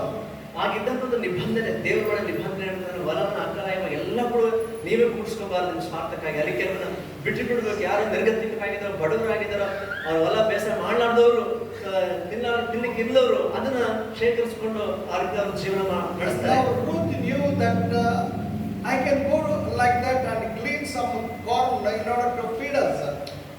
ರೂತುಡಿ ವಿಷಯವನ್ನ earth ಹಾಗೆ ಆ ಹೊಲಗಳಿಗೆ ಹೋಗಿ ಯಾರು ದಯ ತೋರಿಸ್ತಾರೋ ಅಲ್ಲಿ ಇರ್ತಕ್ಕಂಥ ಆ ತೆನೆಗಳು ನಾನು ಹಕ್ಕಲಾಯ್ತೇನೆ ಅನ್ನೋದಾಗಿ ಹೇಳ್ತಾರೆ. And she took the permission of the mother-in-law. ಅದಕ್ಕೋಸ್ಕರ ತನ್ನ ಅತ್ತೆ ಹತ್ರನು ಆಕೆ ಅನುಮತಿ ತೆಗೆದುಕೊಂಡು she told, okay, go. ಆಗ ಅತ್ತೆ ಕೂಡ ಆಯ್ತಮ್ಮ ಹೋಗಿ ಅಂತ ಕಳಿಸಿದ್ರು. And God led her to go to the field of Boaz. ಆ ಸಮಯದಲ್ಲಿ ದೇವರೇ ರೂತುಳನ್ನ ಬೋವಾಜನ ಹೊಲಕ್ಕೆ ಹೋಗುವಾಗೆ ನಡೆಸ್ತಾ ಇದ್ದ. And Boaz is a very close relative of Elimelech, that is Naomi's husband. So ನೋಡ್ರಿ, ಈ ಬೋವಾಜ್ ಬೇರೆ ಯಾರಲ್ಲ, ನವೋಮಿಯ ಗಂಡನೇನಿದ್ನೋ ಎಲಿಮೆಲೆಕನ ಹತ್ತಿರದ ಸಂಬಂಧಿಯಾಗಿದ್ದ. And he is a rich man and a wealthy man. ಅಷ್ಟು ಮಾತ್ರ ಅಲ್ಲ, ಆತನು ಒಬ್ಬ ಧನವಂತನಾಗಿದ್ದ ಶ್ರೀಮಂತ ವ್ಯಕ್ತಿ. And she went into the field of Boaz. ಮತ್ತೆ ರೂತುಳು ತನಗೆ ಅರಿವಿಲ್ದೇನೆ ಈ ಬೋವಾಜನ ಹೊಲಕ್ಕೆ ಹೋಗ್ತಾಳೆ. And here I wanted to tell one thing. ಇಲ್ಲಿ ನಾನು ಒಂದು ವಿಷಯ ಹೇಳಲಿಕ್ಕೆ ಬಯಸ್ತೇನೆ. Before telling about the nature of the Boaz, Boaz resembles and Boaz is like Jesus Christ. ನೋಡ್ರಿ, ಬೋವಾಜ ಕುರಿತು ಹೆಚ್ಚಿನ ವಿಷಯ ಹೊರಗೆ ಹೋಗೋಕ್ಕಿಂತ ಮುಂಚೆ ಒಂದು ವಿಷಯ ಹೇಳಲಿಕ್ಕೆ ಬಯಸ್ತೇನೆ. ಬೋವಾಜ ಇಲ್ಲಿ ಯೇಸು ಕ್ರಿಸ್ತನ ಸದೃಶ್ಯನಾಗಿ ಅದನ್ನು ಕಾಣಿಸ್ತಾನೆ. And ultimately we see in the genealogy that Boaz and Ruth becomes a great grandmother of Jesus Christ. ನಾವು ಮನೆಗೆ ಮುಂದೆ ನೋಡುವಾಗ ಯೇಸು ಕ್ರಿಸ್ತನ ವಂಶಾವಳಿಯಲ್ಲಿ ಈ ಬೋವಾಜ ಮತ್ತು ರೂತಳು ಅವರು ಯೇಸು ಸ್ವಾಮಿಗೆ ಪಿತೃಗಳಾಗಿ ಕಂಡು ಬರ್ತಾರೆ. So God has made this family to become like that. ಆದರೆ ದೇವರು ಆ ರೀತಿ ಕುಟುಂಬವನ್ನ ಇರಬೇಕೆಂಬುದಾಗಿ ಸಂಕಲ್ಪಿಸಿದ. This is because of the decision of the Ruth. ಇದು ಯಾವತ್ತಕ್ಕೋಸ್ಕರ ನಡೀತಪ್ಪ ಅಂತಂದ್ರೆ ರೂತುಳು ತೆಗೆದುಕೊಂಡಂತಹ ಒಂದು ದೃಢ ನಿರ್ಧಾರ. Later what I will tell, the decision has blessed, got a blessing in our life. ನೋಡ್ರಿ, ತೆಗೆದುಕೊಳ್ಳುವಂತ ನಿರ್ಧಾರ ನಮ್ಮ ಜೀವನದ ಆಶೀರ್ವಾದ ತರ್ತದೆ ವಿಷಯ ನಾನು ಮುಂದೆ ನಿಮಗೆ ಹೇಳ್ತೇನೆ. And if Ruth would not have taken that decision, ಒಂದು ವೇಳೆ ರೂತುಳು ಅವತ್ತು ಆ ನಿರ್ಧಾರ ತೆಗೆದುಕೊಂಡು ಹೋಗಿದ್ರೆ, untouchable as outcast girl became a Israelite, what they call a Jewish woman, because of Boaz. ಅಸ್ಪೃಶ್ಯನಾಗಿದ್ದಂತ ಅವಳು ಬಹಿಷ್ಕೃತರಾಗಿ ಸಮಾಜದಲ್ಲಿದ್ದಂತ ಅವಳು ತೆಗೆದುಕೊಂಡ ನಿರ್ಧಾರದ ನಿಮಿತ್ತವಾಗಿ ಒಂದು ಬೋವಾಜನ ಮೂಲಕ ಆಕೆ ಅಂಗೀಕರಿಸಲ್ಪಡ್ತಾಳೆ. And because of Boaz's nature, we see that he also been blessed and became the great grandfather of Jesus Christ. ಇದು ಬೋವಾಜನಿದ್ದಂತ ಒಳ್ಳೆ ಸ್ವಭಾವದ ನಿಮಿತ್ತವಾಗಿ ಬೋವಾಜನು ಕೂಡ ಆಶೀರ್ವದಿಸಲ್ಪಟ್ಟು ಯೇಸು ಕ್ರಿಸ್ತನ ವಂಶಾವಳಿಯಲ್ಲಿ ಅದನ್ನ ಎಣಿಸಲ್ಪಟ್ಟ ಮತ್ತು ಯೇಸು ಕ್ರಿಸ್ತನಿಗೆ ಉತ್ಥಾನನಾಗಿ ಕಂಡು ಬರ್ತಾ ಇದ್ದ. I wanted to highlight three things from this chapter. ಮತ್ತು ಈ ಅಧ್ಯಾಯದಿಂದ ನಾನು ಮುಖ್ಯವಾಗಿ ಮೂರು ಸಂಗತಿಗಳನ್ನ ನಿಮ್ಮೊಟ್ಟಿಗೆ ಹಂಚಿಕೊಳ್ಳಲು ಬಯಸ್ತೇನೆ. Ruth chapter 2 and 8 verse. ನೋಡಿ, ರೂತುಳಿಂದ 2ನೇ ಅಧ್ಯಾಯ 8ನೇ ವಚನ. When Ruth went to the field of Boaz, when she was gleaning the corn, ರೂತುಳು ಹೋಗಿ ಆ ಬೋವಾಜನ ಹೊಲದಲ್ಲಿ ಹಕ್ಕಲಾಯ್ತಾ ಇರಬೇಕಾದ್ರೆ, and 8 verse, then said Boaz unto Ruth, hearest thou not, my daughter, go not to glean in another field, neither go from hence, but bide here fast by my maidens. ಆಗ ಬೋವಾಜನು ರೂತುಳಿಗೆ, ನನ್ನ ಮಗಳೇ ಕೇಳು, ನನ್ನ ಹೊಲವನ್ನು ಬಿಟ್ಟು ಬೇರೆಯವರ ಹೊಲಕ್ಕೆ ಹೋಗಬೇಡ, ನನ್ನ ಹೆಣ್ಣಾಳುಗಳ ಜೊತೆಯಲ್ಲಿ ಇದ್ದುಕೊಂಡು ನನ್ನ ಆಳುಗಳು ಕೊಯ್ಯುವುದಕ್ಕೋಸ್ಕರ ಯಾವ ಹೊಲಕ್ಕೆ ಹೋಗುತ್ತಾರೋ ಆ ಹೊಲಕ್ಕೆ ನೀನು ಹೋಗು. Here Boaz was telling to Ruth one good thing. ಇಲ್ಲಿ ಬೋವಸನು ರೂತಳಿಗೆ ಒಂದು ಒಳ್ಳೆ ವಿಷಯವನ್ನ ಹೇಳ್ತಾ ಇದ್ದಾನೆ. Listen to me. ನನ್ನನ್ನು ಕೇಳಿಸ್ಕೋ. Don't go to any other place. ಬೇರೆ ಯಾವ ಹೊಲಕ್ಕೂ ಬೇರೆ ಸ್ಥಳಕ್ಕೂ ಹೋಗ್ಬೇಡ. And be with my servants and live here only. ಮತ್ತೆ ನನ್ನ ಹೊಲದಲ್ಲಿ ಕೆಲಸ ಮಾಡ್ತಿರುವಂತ ಹೆಣ್ಣಾಳುಗಳ ಜೊತೆಯಲ್ಲೇ ನೀನಿದ್ದು ಇಲ್ಲಿ ಬೇಕಾದ ಕಾಳುಗಳನ್ನ ಶೇಖರಣೆ ಮಾಡು. So Boaz was telling to Ruth to listen to me.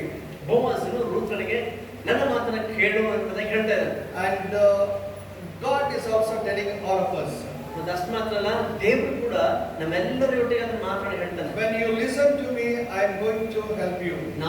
ನನ್ನ ಮಾತನ್ನ ನೀನು ಕೇಳಿಸಿಕೊಳ್ಳೋದಾದ್ರೆ ನಾನು ನಿನಗೆ ಸಹಾಯ ಮಾಡ್ತೇನೆ. Here Boaz was telling to Ruth. ಇಲ್ಲಿ ರೂತಳಿಗೆ ಬೋವಸನು ಹೇಳ್ತಾ ಇದ್ದಾನೆ, You listen to me. ನನ್ನನ್ನು ಕೇಳಿಸ್ಕೋ. So this is a wonderful word. ಇದು ನಿಜಕ್ಕೂ ಒಂದು ಅದ್ಭುತವಾದಂತಹ ಮಾತು. Ruth didn't know what is Boaz very much. ಮತ್ತೆ ರೂತಳಿಗೆ ಬೋವಸನು ಯಾರು ಆತನ ಕುರಿತು ಅಷ್ಟೇ ಹೆಚ್ಚಿನ ಪರಿಚಯ ಇಲ್ಲ. Later part I will tell you that Boaz was telling to Ruth that whatever I know about you. ಮುಂದೆ ನಾನು ಹೇಳ್ತೇನೆ, ಬೋವಸನು ರೂತಳ ವಿಷಯದಲ್ಲಿ ಆತನೇನು ಬಲವನಾಗಿದ್ದ ಅರ್ಥಕೊಂಡಿದ್ದಾನೆ. Ruth may not be knowing Boaz, but Boaz knows very well what Ruth was. ನೋಡ್ರಿ, ರೂತಳಿಗೆ ಬಹುಶಃ ಬೋವಸನ ಕುರಿತು ಹೆಚ್ಚಾಗಿ ಗೊತ್ತಿಲ್ಲ, ಆದ್ರೆ ಬೋವಸನಿಗೆ ರೂತಳು ಯಾರು, ಆಕೆಯ ಹಿನ್ನೆಲೆ ಏನೋ ಅದನ್ನು ಬಲ್ಲವನಾಗಿದ್ದ. But Boaz now telling to Ruth, listen to me. ಆದ್ರೆ ಇವಾಗ ಅದಕ್ಕೆ ಗೊತ್ತಿದ್ದು ಬೋವಸನು ರೂತಳಿಗೆ ಹೇಳ್ತಿದ್ದಾನೆ, ನನ್ನ ಮಗಳೇ ನನ್ನ ಮಾತನ್ನ ಕೇಳು ಎಂಬುದಾಗಿ. We are also like that. ನಾವು ಕೂಡ ಅದೇ ರೀತಿಯಲ್ಲಿ. You may not be knowing your God very much, ಬಹುಶಃ ನಿಮಗೆ ನಿಮ್ಮ ದೇವರ ಕುರಿತು ಹೆಚ್ಚಿನ ತಿಳುವಳಿಕೆ ಇಲ್ಲದೆ ಇರಬಹುದು, but God knows you very much, very particular about you. ಆದ್ರೆ ದೇವರಿಗೆ ನಿನ್ನ ಕುರಿತು ಎಲ್ಲವೂ ಕೂಡ ಸ್ಪಷ್ಟವಾಗಿ ಆತನ ಬಲವನಾಗಿದ್ದಾನೆ. Don't think that God does not caring you. ಯಾವತ್ತೂ ಕೂಡ ಈ ರೀತಿ ಅನ್ಕೋಬೇಡ, ನನ್ನ ಬಗ್ಗೆ ದೇವರು ಹಚ್ಕೊಳ್ತಾ ಇಲ್ಲ, ದೇವ್ರ ಶ್ರದ್ಧೆ ತೆಗೆದುಕೊಳ್ತಾ ಇಲ್ಲ ಅನ್ಕೋಬೇಡ. God is not watching me. ದೇವರನ್ನ ನೋಡ್ತಾ ಇಲ್ಲ. But here God says that listen to me. ಆದ್ರೆ ಇಲ್ಲಿ ನಾವು ಕೇಳಲ್ಪಡುವಂತ ಮಾತಿನ ದೇವರು ಹೇಳುವಂತ ಮಾತು, ನನ್ನ ಮಾತನ್ನ ಕೇಳು. Many times we said, Lord, when you will talk to me, Lord. ಅನೇಕ ಸಲ ನಾವು ದೇವರಿಗೆ ಕೇಳ್ತಾ ಇರ್ತೀವಿ, ಸ್ವಾಮಿ ನನ್ನ ಜೊತೆಗೆ ಯಾವಾಗಪ್ಪ ಮಾತನಾಡ್ತೀನಿ. God says listen to me. ಅದು ದೇವರು ಹೇಳ್ತಾನೆ, ನನ್ನ ಮಾತನ್ನ ಶ್ರದ್ಧೆಯಿಂದ ಕೇಳು. So many times we tell Lord when you talk to me. ಆದ್ರೆ ನಾವು ಅನೇಕ ಸಾರಿ ದೇವರೇ ಯಾವಾಗ ಜೊತೆ ಮಾತನಾಡ್ತೀನಿ ಅಂತ ನಾವು ಪ್ರಶ್ನೆ ಮಾಡ್ತೇವೆ. God will talk to us through His word. ನೋಡ್ರಿ, ದೇವರು ತನ್ನ ವಾಕ್ಯದ ಮೂಲಕ ನಮ್ಮೊಟ್ಟಿಗೆ ಮಾತನಾಡ್ತಾನೆ. When you read the word, ನೀನು ದೇವರ ವಾಕ್ಯ ಓದುವಾಗ God will speak to you. ದೇವರು ನಿನ್ನ ಜೊತೆ ಮಾತನಾಡ್ತಾನೆ. When you listen to the messages, ನೀನು ಸಂದೇಶಗಳನ್ನ ಕೇಳಿಸ್ಕೊಳ್ಳುವಾಗ God will talk to you. ದೇವರ ಜೊತೆ ಮಾತನಾಡ್ತಾನೆ. Many times we don't have a listening ears. ಆದ್ರೆ ಅನೇಕ ಸಾರಿ ನಮಗೆ ಕೇಳಿಸ್ಕೊಳ್ತಕ್ಕಂಥ ಕಿವಿಗಳು ಇರೋದಿಲ್ಲ. We don't want what God wanted to telling us. ದೇವರು ಏನೋ ಮಟ್ಟಿಗೆ ಹೇಳ್ಬೇಕಂತ ಇದಾನೋ ನಾವು ಕೇಳಿಸ್ಕೊಳ್ಳೋದಿಲ್ಲ. That is the problem why there is a communication gap. That's why we will be upset and we are in anxiety. ಅದಕ್ಕೋಸ್ಕರನೇ ದೇವರು ನಮ್ಮ ಮಧ್ಯದಲ್ಲಿ ಒಂದು ಅಂತರವಿದ್ದು ಅನೇಕ ಸಾರಿ ಸೋಲುಗಳಿಗೆ, ನಿರಾಶೆಗಳಿಗೆ ಮತ್ತು ಆತಂಕಕ್ಕೆ ಗುರಿ ಆಗ್ತಾ ಇರ್ತಾರೆ. So my dear brothers and sisters, ನನ್ನ ಪ್ರಿಯ ಸಹೋದರ ಸಹೋದರಿ, when you listen to God, ನಾವು ಯಾವಾಗ ದೇವರನ್ನ ಕೇಳಿಸ್ಕೊಳ್ತೀವೋ God will speak to us. ಆಗ ದೇವರು ನಮ್ಮ ಜೊತೆಗೆ ಮಾತನಾಡ್ತಾನೆ. So many times we don't have patience or we don't have time to come and listen to the word of God. ಆದ್ರೆ ಅನೇಕ ಸಾರಿ ದೇವರ ಹತ್ರ ಬಂದು ಆತನ ಸ್ವರವನ್ನ ಕೇಳುವುದಕ್ಕೆ ನಮಗೆ ಸಮಯ ಇರೋದಿಲ್ಲ ಅಂತ ಹೇಳ್ತೀವಿ. When you have the ears of listening, automatically you know what is going to happen in your life, how God is going to lead you, and what will be your future. You can very well understand. ಆದ್ರೆ ನಮಗೆ ಕೇಳಿಸ್ಕೊಳ್ತಕ್ಕಂಥ ಕಿವಿಗಳು ಶ್ರದ್ಧೆ ದೇವರ ಕಡೆಗಿದ್ರೆ ನಮ್ಮ ಜೀವನ ಏನು, ಯಾವ ಪರಿಸ್ಥಿತಿಯಿಂದ ಆಗೋಗ್ತಾ ಇದ್ದೇವೆ, ನಮ್ಮ ಮುಂದೆ ನಮ್ಮ ಭವಿಷ್ಯತ್ತು ಏನಾಗಿರ್ತದೆ ಎಲ್ಲವೂ ಕೂಡ ಸ್ಪಷ್ಟವಾಗಿ ದೇವರಿಂದ ಗೊತ್ತಾಗ್ತದೆ. Many times people doesn't want a big sermon. ಅನೇಕ ಸಾರಿ ಜನರಿಗೆ ದೊಡ್ಡ ಪ್ರಸಂಗ ಅನೇಕ ಸಾರಿ ಬೇಕಾಗಿರೋಲ್ಲ. They want only a small sermon. ಅವರು ಬಯಸೋದೇನಂದ್ರೆ ಒಂದು ಚಿಕ್ಕ ಸಂದೇಶ ಸಾಕು. They don't have the time. ಕಾರಣ ಏನಂದ್ರೆ ಅವರಿಗೆ ಸಮಯ ಇಲ್ಲ ಅಂತ ಹೇಳಿ. I heard there is a church which is having a Sunday service for 30 minutes. ಒಂದು ಚರ್ಚ್ ವಿಷಯ ಕೇಳಿಸ್ಕೊಂಡೆ. ಆ ಚರ್ಚ್ ಹೆಂಗೆ ಅಂತಂದ್ರೆ ಬರೀ ಅವರ ಒಂದು ಆರಾಧನೆ ಇರುವಂತ ಸಮಯ ಬರೀ 30 ನಿಮಿಷ ಅಷ್ಟೇ, ಅರ್ಧ ಗಂಟೆ. And 7 minutes message. ಅರ್ಧ ಗಂಟೆಯಲ್ಲಿ ಚರ್ಚ್ ಮುಗಿದ್ಬಿಡುತ್ತೆ, 7 ನಿಮಿಷ ಮಾತ್ರ ಸಂದೇಶ. When the preacher told how it is possible to preach in 7 minutes. ಮತ್ತೆ 7 ನಿಮಿಷದಲ್ಲಿ ಹೆಂಗಪ್ಪ ಪ್ರಸಂಗ ಮಾಡಲಿಕ್ಕೆ ಆಗ್ತದೆ ಅಂತ ಕೇಳಿದ್ರೆ, That is enough, brother, because our people are now very, very busy.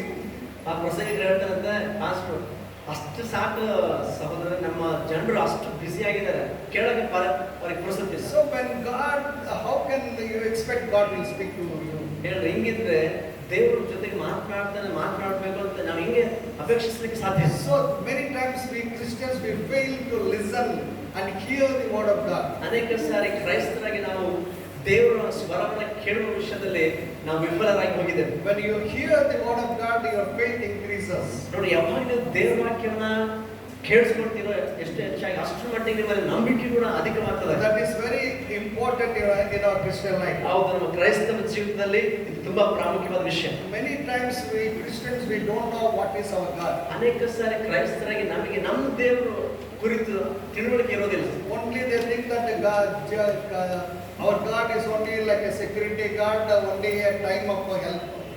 ಕೆಲವರಿಗೆ ಇರತಕ್ಕಂಥ ಭಾವನೆ ದೇವ್ರ ಬಗ್ಗೆ ಏನಂತಂದ್ರೆ, ನಮ್ಮ ದೇವ್ರ ಹೇಗಪ್ಪ ಅಂತಂದ್ರೆ ಸೆಕ್ಯೂರಿಟಿ ಗಾರ್ಡ್ ಇದ್ದಾಗ, ಯಾವಾಗ ನಮಗೆ ಸಹಾಯ ಬೇಕೋ ಅವಾಗ ಸಹಾಯ ಮಾಡ್ಲಿಕ್ಕೆ ದೇವ್ರು ಬೇಕು ನಮಗೆ ಅಷ್ಟೇ. There are some people, if fever goes high, not only doctor, they will go to some talisman to try something. ಇನ್ನು ಕೆಲವರು ಹಿಂಗಿದ್ದಾರೆ, ಕ್ರೈಸ್ತರ ಹೆಸರಿಗೆ ಆದ್ರೆ ನೋಡಿ, ಜ್ವರ ಜಾಸ್ತಿ ಆದಾಗ ಕಡಿಮೆ ಆಗ್ಬೇಕು ಜ್ವರ ಅಂತೇಳಿ ಅವ್ರಿಗೆ ಮಾತು ಕೇಳಿ ಆ ತಾಯ್ತ ಮಂತ್ರಗಳನ್ನು ಓಡೋದು. Even some people, they will remove the district. ಇನ್ನು ಕೆಲವರು ಹೆಂಗಿದಾರೆ ಡಿಸ್ಟ್ರಿಕ್ಟ್ ಮನೆ. Even our Christian people, they will tie one small thread to their leg. I don't know for what purpose. ಕ್ರೈಸ್ತರ ಕೆಲವರು ಕಾಲಿಗೆ ಎಡಗಾಲಿಗೂ ಬಲಗಾಲ ಕರೆ ದಾರ ಕಟ್ಕೊಂಡಿರ್ತಾರೆ. ಕೆಲವರು ಯಾಕೆ ಕಟ್ತಾರೋ ಗೊತ್ತಿಲ್ಲ ನನಗೆ. They think that the district will not fall on them. ಅಂದ್ರೆ ಅವ್ರು ಅಂದ್ಕೊಳ್ತಾರೆ ಅದಿದ್ರೆ ಮತ್ತೊಬ್ರು ದೃಷ್ಟಿ ನಮ್ಮ ಮೇಲೆ ಬೀಳಲ್ಲ ಅಂತ ಹೇಳಿ. ಈಗ కొంతమంది మంచి intelligent people ఉన్నారు. There are still very intelligent people are there. ಇನ್ನು ಕೆಲವು ಬಹಳ ಅತಿ ಬುದ್ಧಿವಂತರು ಇದ್ದಾರೆ. People like me, we will ask why you are having that, they put as one small dot under their feet. ಮತ್ತೆ ನಮ್ಮ ಸೇವಕರು ಕಾಲಿಗೆ ದಾರ ಕಟ್ಟಿದ ಕಣ್ಣಿಗೆ ಬಿದ್ದರೆ ಕೇಳ್ತೀವಿ ಅಂತ ಹೇಳಿ ಅದು ಕೂಡ ಕಾಣಿಸ್ಬಾರ್ದಂತ ಅದು ಕಟ್ಟಲ್ಲ, ಬದಲು ಏನ್ ಮಾಡ್ತಾರೆ, ಕಾಲು ಪಾದ ಕೆಳಗೆ ಕಾಡಿಗೆ ಹಚ್ಕೊಂಡ್ಬಿಟ್ಟಿರ್ತಾರೆ. I will ask you, ask such kind of people, are you a believer or a unbeliever? ಅಂತ ಜನರಿಗೆ ನಾನು ಕೇಳ್ತೀನಿ, ನಿಜವಾಗಿ ನೀನು ಒಬ್ಬ ವಿಶ್ವಾಸಿನ ಇಲ್ಲ ಅವಿಶ್ವಾಸಿನ? If you are a believer, the Bible says he that is in you is greater than he that is outside. ನೀನು ನಿಜವಾಗಿ ವಿಶ್ವಾಸಿ ಆಗಿದ್ರೆ ದೇವ್ರ ವಾಕ್ಯ ನಿನ್ನ ಬಗ್ಗೆ ಏನಂತ ಹೇಳುತ್ತಂದ್ರೆ, ನಿನ್ನಲ್ಲಿ ಇರುವಂತನು ಲೋಕದಲ್ಲಿ ಇರುವವನಿಗಿಂತಲೂ ಕೂಡ ದೊಡ್ಡವನಾಗಿದ್ದಾನೆ. So my dear brothers and sisters, ನನ್ನ ಪ್ರಿಯ ಸಹೋದರ ಸಹೋದರಿ, when you believe that word, ಆ ವಾಕ್ಯ ನಿಜವಾಗಿ ನಂಬುದಾದ್ರೆ you won't tie any black thread, white thread or red thread. ಯಾರೇ ಕರೆದಾರ ಬಿಡಿದಾರ ಕೆಂಪದಾರ ಇತ್ತು ಕಟ್ಟಲ್ಲ ನೀನು. When you believe that you are under the blood covering of Jesus, nothing will happen to you. ಯೇಸು ಸ್ವಾಮಿ ರಕ್ತ ಪ್ರೋಕ್ಷಣೆ ಕೆಳಗಡೆ ನೀನು ಇದ್ದೀ ಅಂತ ನಂಬಿಕೆ ನಿನಗಿದ್ರೆ ನಿನಗೆ ಯಾವ ಹಾನಿ ನಿನ್ನ ಮುಟ್ಟೋದೇ ಇಲ್ಲ. Hallelujah. Hallelujah. We should have that faith in our life. ನಮ್ಮ ಜೀವನದಲ್ಲಿ ನಿಜ ಕ್ರೈಸ್ತರಾಗಿ ಯೇಸು ಸ್ವಾಮಿ ಅಂದ್ರೆ ದೇವ್ರ ವಿಷಯದಲ್ಲಿ ಆ ನಂಬಿಕೆ ನಾವು ಉಳ್ಳವರಾಗಿರ್ಬೇಕು. Many times people are afraid if somebody throws a lime in front of their house. ಕೆಲವರಿಗೆ ಯಾರನ್ನ ಲಿಂಬೆಹಣ್ಣು ಅವ್ರ ಮನೆ ಮುಂದೆ ಹಾಕ್ಬಿಟ್ಟಾರ ಅಂದ್ರೆ ಅದು ನೋಡಿ ತುಂಬಾ ಹೆದರಿಕೆ. They don't touch also. ಪುಟ್ಟಕ್ಕೂ ಹೋಗೋದಿಲ್ಲ. My friends used to tell that when they burn like that, they will make lime juice and they used to drink it seems. ನಮ್ಮ ಸ್ನೇಹಿತರು ಹೇಳ್ತಾ ಇದ್ರು, ವಿಶ್ವಾಸಿಗಳಾದ್ರೆ ಏನಂತಂದ್ರೆ ಆತರ ಏನಾದ್ರು ಲಿಂಬೆಹಣ್ಣು ಕಂಡ್ರೆ ಅದನ್ನ ತಗೊಂಡು ಅದನ್ನ ಕತ್ತರಿಸಿ ಬೇಸ್ ಲಿಂಬೆಹಣ್ಣು ಏನು ಸರ್ಬತ್ ಮಾಡ್ಕೊಂಡು ಕುಡಿತೀನಿ ಅಂತ ಹೇಳ್ತಾರೆ. See, we should have that faith that we are overcomers. ಹೌದು, ನಮ್ಗೆ ಅಂತ ನಂಬಿಕೆ ಇರ್ಬೇಕಂದ್ರೆ ನಾವು ನಿಜವಾಗಿ ಕೂಡ ಜಯಶಾಲಿಗಳಾಗಿದ್ದೇವೆ. That faith comes when you listen to the word of God. ಆ ನಂಬಿಕೆ ಯಾವಪ್ಪ ನಮ್ಮಲ್ಲಿ ಬರ್ತದೆ, ನಾವು ದೇವ್ರ ವಾಕ್ಯವನ್ನು ಹೇಗೆ ಕೇಳಿಸ್ಕೊಳ್ತೀವಿ ಆ ಮೂಲಕ ಬರ್ತದೆ. So when you listen to the word of God, definitely your faith increases. ನೀವು ನಿಜವಾಗಿ ದೇವ್ರ ವಾಕ್ಯವನ್ನು ಶ್ರದ್ಧೆಯಿಂದ ಕೇಳಿಸ್ಕೊಂಡ್ರೆ ನಿನ್ನ ಒಳಗಿರುವ ನಂಬಿಕೆ ಅದು ಬಲಗೊಳ್ಳುತ್ತೆ. So somebody said that our Christian preaching is not a sound pollution. ಯಾರೋ ಹೇಗೆ ಹೇಳಿದ್ರು, ಸೊ ಕ್ರೈಸ್ತರಾಗಿರ್ತಕ್ಕಂಥ ನಮ್ಮ ಒಂದು ಪ್ರಸಂಗವು ಅದು ಶಬ್ದ ಮಾಲಿನ್ಯ ಉಂಟು ಮಾಡುವಂಥದ್ದಲ್ಲ. So many times these Christian people always they say, yes, nammanti. and they put a big mic in the churches. ಒಂದು ಚರ್ಚಲ್ಲಿ ದೊಡ್ಡ ಮೈಕ್ ಇಟ್ಬಿಟ್ಟು ಯೇಸು ಸ್ವಾಮಿ ನಂಬ್ರಿ ಅಂತೇಳಿ ಕ್ರೈಸ್ತರು ಹೇಳ್ತಾನೆ ಇರ್ತಾರೆ. But he says that it is not a sound pollution, it is a sound solution. ಅದಕ್ಕೆ ಸೇವಕರು ಮಾತಾಡೋದಂದ್ರೆ ಆ ತರ ಶಬ್ದದ ಮೂಲಕ ಹೇಳ್ತಾ ಇರುವಂತದ್ದು ಶಬ್ದ ಮಾಲಿನ್ಯ ಉಂಟು ಮಾಡಲ್ಲ, ಬದಲಾಗಿ ಇರತಕ್ಕಂಥ ಸಮಸ್ಯೆಗೆ ಪರಿಷ್ಕಾರವಾಗಿರ್ತದೆ. So that is the voice of our God. ಹೌದು, ನಮ್ಮ ದೇವರ ಸ್ವರ ಆ ರೀತಿಯಲ್ಲಿ ಇರ್ತದೆ. When you listen to the word of God, God will wonderfully do his work. ನೀವು ದೇವರ ಸ್ವರಕ್ಕೆ ಕಿವಿಗೊಟ್ಟರೆ, ಅದರ ಮಾತಿಗೆ ವಿಧೇಯರಾದ್ರೆ ನಿಮ್ಮ ಜೀವನದಲ್ಲಿ ನಿಜವಾಗಿ ಕೂಡ ಆ ದೇವರ ಅದ್ಭುತವಾದ ಕಾರ್ಯ ನೋಡ್ತೀವಿ. Luke chapter 21-28, let's turn our Bibles. ಈ ಸಮಯ ಲೋಕನ ಸುವಾರ್ತೆ 21-38. 21ನೇ ಅಧ್ಯಾಯ 38ನೇ ವಚನ ನೋಡೋಣ. And all the people came early in the morning to him in the temple to hear him. ಜನರೆಲ್ಲರೂ ಆತನ ಉಪದೇಶವನ್ನು ಕೇಳಬೇಕೆಂದು ಬೆಳಿಗ್ಗೆ ಎದ್ದು ದೇವಾಲಯಕ್ಕೆ ಆತನ ಬಳಿಗೆ ಬರುತ್ತಿದ್ದರು. So when Jesus was preaching, ನೋಡಿ, ಯೇಸು ಸ್ವಾಮಿ ಯಾವಾಗ ಆತನು ವಾಕ್ಯವನ್ನು ಉಪದೇಶ ಮಾಡ್ತಾ ಇದ್ದ, people came early in the morning to the temple to listen to what Jesus was preaching. ಏನು ಯೇಸು ಸ್ವಾಮಿ ಬೋಧನೆ ಮಾಡಿ ಹೇಳ್ತಾ ಇದ್ನೋ, ಉಪದೇಶ ಮಾಡ್ತಾ ಅದನ್ನು ಕೇಳಿಸಿಕೊಳ್ಳಿಕ್ಕೆ ಜನರು ಬೆಳಿಗ್ಗೆ ಎದ್ದು So the Bible says early in the morning. ಬೆಳಗಿನ ಜಾವ. So early in the morning means between before 6 o'clock or 7 o'clock. So ಅಷ್ಟು ಬೆಳಗಿನ ಜಾವ ಅಂತಂದ್ರೆ 6 ಗಂಟೆ ಅಥವಾ 7 ಗಂಟೆಗೆ ಮುಂಚೆ. So not after 7 o'clock. ಅಂದ್ರೆ 7 ಗಂಟೆ ಆದ್ಮೇಲೆ ಅಲ್ಲ. So these people, they were coming to the temple to listen to what Jesus was preaching. ಈ ಜನರು ಯೇಸು ಸ್ವಾಮಿ ಏನು ಪ್ರಸಂಗ ಮಾಡ್ತಾ ಇದ್ದಾನೋ ಆ ವಾಕ್ಯವನ್ನು ಕೇಳಿಸ್ಕೊಳ್ಬೇಕಂತ ಬರ್ತಾ ಇದ್ರು ಅಷ್ಟೊತ್ತಿಗೆ. So many times we Christians, we don't have the time to read the word of God and pray early in the morning. ಆದರೆ ಕ್ರೈಸ್ತರಿಗೆ ಅನೇಕ ಸಲ ನಮಗೆ ಬೆಳಗಿನ ಜಾವ ಎದ್ದು ಪ್ರಾರ್ಥನೆ ಮಾಡಲಿಕ್ಕೆ, ದೇವರ ವಾಕ್ಯ ಓದಿ ಧ್ಯಾನ ಮಾಡಲಿಕ್ಕೆ ಸಮಯ ಇಲ್ಲ ಅಂತ ಹೇಳ್ತೀವಿ. Every day morning, early in the morning, there are some people, they will see the WhatsApp what is happening. ಪ್ರತಿದಿನ ಬೆಳಿಗ್ಗೆ ಕೆಲವರು ಏನ್ ಮಾಡ್ತಾರೆ, ಎದ್ದೆಲ್ಲ ಫಸ್ಟ್ ನೋಡೋದು ಮೊಬೈಲ್, ವಾಟ್ಸ್ಆಪ್ ಏನಾಗಿದೆ. So instead of listening to God, they listen to some people's voices or something. ದೇವರ ಸ್ವರವನ್ನ ಮೊದಲು ಕೇಳಿಸ್ಕೊಳ್ಳೋದು ಬದಲು ಮತ್ತೊಬ್ಬರು ಯಾರ ಸ್ವರವನ್ನ ಕೇಳಿಸ್ಕೊಳ್ಳಿಕ್ಕೆ ನೋಡ್ತಾರೆ. So when you do, you will never be blessed in your life. ಆ ರೀತಿಯಲ್ಲಿ ಮಾಡೋದಾದ್ರೆ ನಿನ್ನ ಜೀವನದಲ್ಲಿ ಯಾವತ್ತೂ ಕೂಡ ನಿನ್ನ ಆಶೀರ್ವಾದ ಹೊಂದೋದಿಲ್ಲ. So we don't have the time to read the Bible. ಒಬ್ಬರು ಹೇಳ್ದ, ನನಗೆ ಬೈಬಲ್ ಓದಲಿಕ್ಕೆ ಟೈಮ್ ಇಲ್ಲ ಅಂತ. And night they will come and they will tell, okay, I don't have the time because I have to go to bed, and immediately they will turn Bible, at least they have to read 117 Psalm, they will read. ಇನ್ನು ರಾತ್ರಿ ಮತ್ತೆ ಹೆಂಗೋ ಮಲಕ್ಕಿನ ಮುಂಚೆ Bible ಓದ್ಬೇಕಂತ ಏನ್ ಮಾಡ್ತಾರೆ ಅಂತಂದ್ರೆ ಒಂದು ಅಧ್ಯಾಯ ಪೂರ್ತಿ ಮಾಡ್ಬೇಕಂತೇಳಿ ಅವ್ರು ಏನ್ ಮಾಡ್ತಾರೆ, ಬಹಳ ಉಪಾಯ ಮಾಡಿ ಕೀರ್ತನೆ 117 ಕೀರ್ತನೆ ಓದ್ಬಿಡ್ತಾರೆ. How many verses it is having? ಕೀರ್ತನೆ 117 ಎಷ್ಟು ವಚನ ಇದೆ? It is very big psalm. ತುಂಬಾ ದೊಡ್ಡ ಕೀರ್ತನೆ ಅಲ್ಲ? Only two verses. ಅಲ್ಲಿರೋದು ಕೇವಲ 2 ವಚನಗಳು, ಅದೇ ಓದ್ಬಿಡುತ್ತೆ. So they feel happy about it. ಅದನ್ನು ಓದಲಿಕ್ಕೆ ಅವರು ತುಂಬಾ ಸಂತೋಷ ಪಡ್ತಾರೆ. So my dear brothers and sisters, ನನ್ನ ಪ್ರಿಯ ಸಹೋದರ ಸಹೋದರಿ, so when you have the mind of listening, ನಿಮಗೆ ಯಾವಾಗಂದ್ರೆ ಕೇಳಿಸ್ಕೊಳ್ತಕ್ಕಂಥ ಅವನ ಮನಸ್ಸಿರ್ತದೋ, and God blesses us. ಹಾಗೆ ದೇವರು ನಿಜವಾಗಿ ನಮ್ಮನ್ನು ಆಶೀರ್ವದಿಸ್ತಾನೆ. Many times you will think that God will speak more to us. You believe that God will speak more and He will make you bore. ನೀವು ಅನ್ಕೊಳ್ತೀರಾ ದೇವರು ಮಾತು ಜಾಸ್ತಿ ಕೇಳಿದ್ರೆ ನಮಗೆ ಬೋರ್ ಅಂದ್ರೆ ಬೇಸರ ಆಗ್ತದಂತ. And Mark chapter 4:33 verse. ನೋಡಿ, ಮಾರ್ಕನ ಸುವಾರ್ತೆ 4ನೇ ಅಧ್ಯಾಯ 33ನೇ ವಚನ. And with many such parables spake he the word unto them, as they were able to hear. ಅಲ್ಲಿ ಆತನು ಸಾಮ್ಯಗಳು ಹೇಳ್ತಾ ಅನೇಕ ಸಾಮ್ಯಗಳಿಂದ ಒಟ್ಟಿಗೆ ಮಾತನಾಡುವಾಗ ಅವರೆಲ್ಲರೂ ಕೂಡ ಹಾಗೆ ಕೇಳಿಸ್ಕೊಳ್ತಾ ಇದ್ದಾರೆ. 4:33. ಮಾರ್ಕನ ಸುವಾರ್ತೆ 4ನೇ ಅಧ್ಯಾಯ 33ನೇ ವಚನ. ಆತನು ಈ ತರದ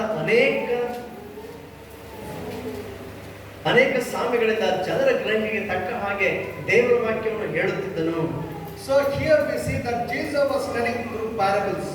ಇಲ್ಲ ನೋಡ್ತಾರೆ, ಯೇಸು ಸ್ವಾಮಿ ಸಾಮ್ಯಗಳ ಮೂಲಕ ಒಟ್ಟಿಗೆ ಮಾತನಾಡ್ತಾ ಇದ್ದಾನೆ. But according to their ability, ಅವರ ಒಂದು ಸಾಮರ್ಥ್ಯಕ್ಕೆ ಅನುಗುಣವಾಗಿ. That means when they have the patience to listen, he was speaking to them. ಅದ್ರ ಅರ್ಥ ಏನಪ್ಪಾ ಅಂದ್ರೆ ಅವ್ರಿಗೆ ಕೇಳಿಸ್ಕೊಳ್ತಕ್ಕಂತ ತಾಳ್ಮೆ ಮನಸ್ಸು ಇರುವುದನ್ನು ನೋಡಿ ಅದ್ರ ಪ್ರಕಾರ ಯೇಸುಸ್ವಾಮಿ ಹೇಳ್ತಾ ಇದ್ದಾರೆ. God always will speak to us. How much we need, that much only He will speak. ದೇವರು ಯಾವಾಗ ನಮ್ಮ ಜೊತೆ ಹೇಗಾದ್ರೂ ವ್ಯವಹರಿಸ್ತಾನೆ. ಸೊ ನಾವು ಎಷ್ಟು ಮಟ್ಟಿಗೆ ಅದ್ರ ಮೇಲೆ ಆಸಕ್ತಿ ತೋರಿಸ್ತೀವೋ ಅಷ್ಟರ ಮಟ್ಟಿಗೆ ದೇವರೊಟ್ಟಿಗೆ ಮಾತನಾಡ್ತಾನೆ. So He will never burden us or bore us by giving more words, but He will make us to understand through His word when you have the listening ears. ನಿಮಗೆ ಕೇಳಿಸ್ಕೊಳ್ತಕ್ಕಂಥ ಕಿವಿಗಳು ನಿಜವಾಗ್ಲೂ ಇದ್ರೆ ಸೊ ದೇವ್ರ ಜೊತೆ ಇನ್ನೂ ಹೆಚ್ಚಾಗಿ ಮಾತನಾಡಲಿಕ್ಕೆ ಅಂತ ಇಷ್ಟಪಡ್ತಾನೆ. ಇಲ್ಲದೆ ಹೋದ್ರೆ ಆತನೊಟ್ಟಿಗೆ ಮಾತನಾಡೋದಿಲ್ಲ. So here Boaz was telling to Ruth, please listen to me. ನೋಡಿ ಬೋವಸನು ಇಲ್ಲಿ ರೂತ್ನಿಗೆ ಹೇಳ್ತಾ ಇದ್ದಾನೆ, ದಯಮಾಡಿ ನನ್ನ ಮಾತನ್ನ ಕೇಳಮ್ಮ. And if Ruth would have told that, who are you to tell me why I have to listen? She didn't tell anything like that. ಒಂದು ವೇಳೆ ರೂತಳು ನೀನ್ ಯಾರಪ್ಪ ನನಗೆ ಹೇಳಕ, ನಾನು ಯಾಕೆ ನಿನ್ ಮಾತು ಕೇಳಬೇಕು ಅಂತ ಆ ರೀತಿಯಾಗಿ ಮಾತಾಡಲಿಲ್ಲ. But Ruth listened to what Boaz has said. ಅಲ್ಲಿ ನೋಡ್ತಾರಲ್ಲಿ ರೂತಳು ಬೋವಸನ್ ಏನು ಹೇಳಲಿಕ್ಕೆ ಇದನೋ ಅಲ್ಲಿ ಕೇಳಿಸ್ಕೊಳ್ಳಿಕ್ಕೆ ಆಕೆ ಸಿದ್ಧಳಾದ. So many times, sometimes we will go to for some counseling to the what you call the men of God. ಅನೇಕ ಸಾರಿ ದೇವರ ಮನುಷ್ಯರ ಸೇವಕರ ಹತ್ರ ನಮಗೆ ಬೇಕಾದ ಸಮಾಲೋಚನೆಗೋಸ್ಕರ ಹೋಗ್ತೇವೆ. And when they told some things, we have to listen and we have to do according to their wisdom. ಏನಾದ್ರೂ ನಮಗೆ ಒಂದು ಆಲೋಚನೆ ಕೊಡುವಾಗ ಅದನ್ನ ನಾವು ಕೇಳಿಸ್ಕೋಬೇಕು ಅಂತ ಆ ಪ್ರಕಾರ ನಡ್ಕೋಬೇಕು.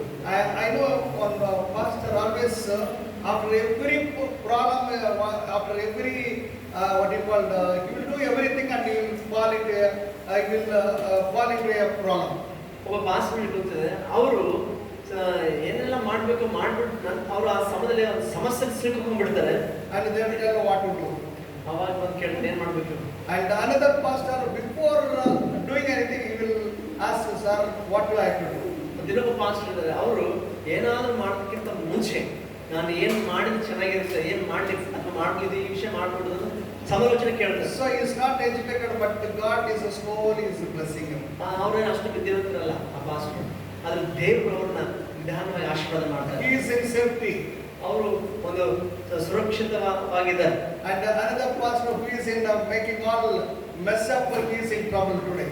ಆದ್ರೆ ಯಾವ ಪಾಸ್ಟರ್ ಆದ್ರೆ ಮುಂಚಿತವಾಗಿ ಅಂದುಕೊಂಡಿದ್ದ ಹಂಗೆ ಆಗ್ಬಿಡ್ಬೇಕಂತೇಳಿ ಯಾವ ಸಮಾಲೋಚನೆ ತೆಗೆದುಕೊಂಡೆ ಅವ್ರು ಮುಂದುವರೆದ್ರು, ಇವತ್ತು ಅವ್ರ ಸಮಸ್ಯೆ ಸಿಲುಕಿದ್ದಾರೆ. So we should be very careful taking the counsel of the spiritual leaders and also listening to the word of God. ಅದಕ್ಕೋಸ್ಕರ ಆತ್ಮಿಕ ನಾಯಕರ ಒಂದು ಸಮಾಲೋಚನೆ ಕೇಳಿಸ್ಕೊಳ್ಳುವ ವಿಷಯದಲ್ಲಿ ಮತ್ತು ಆ ಪ್ರಕಾರ ನಡ್ಕೊಳ್ಳುವ ವಿಷಯದಲ್ಲಿ ನಾವು ಎಷ್ಟರ ಮಟ್ಟಿಗೆ ಜಾಗೃತೆಯನ್ನ ವಹಿಸಬೇಕಾಗಿದೆ. And because Ruth had that nature, that's why she was blessed in her life. ನೋಡ್ರಿ, ರೂತನಲ್ಲಿ ಆ ಒಂದು ಸ್ವಭಾವ ಇದ್ದ ನಿಮಿತ್ತವಾಗಿ ಆಕೆ ತನ್ನ ಜೀವಿತದಲ್ಲಿ ಆಶೀರ್ವದಿಸಲ್ಪಡ್ತಾರೆ. And number 2 point I want to tell.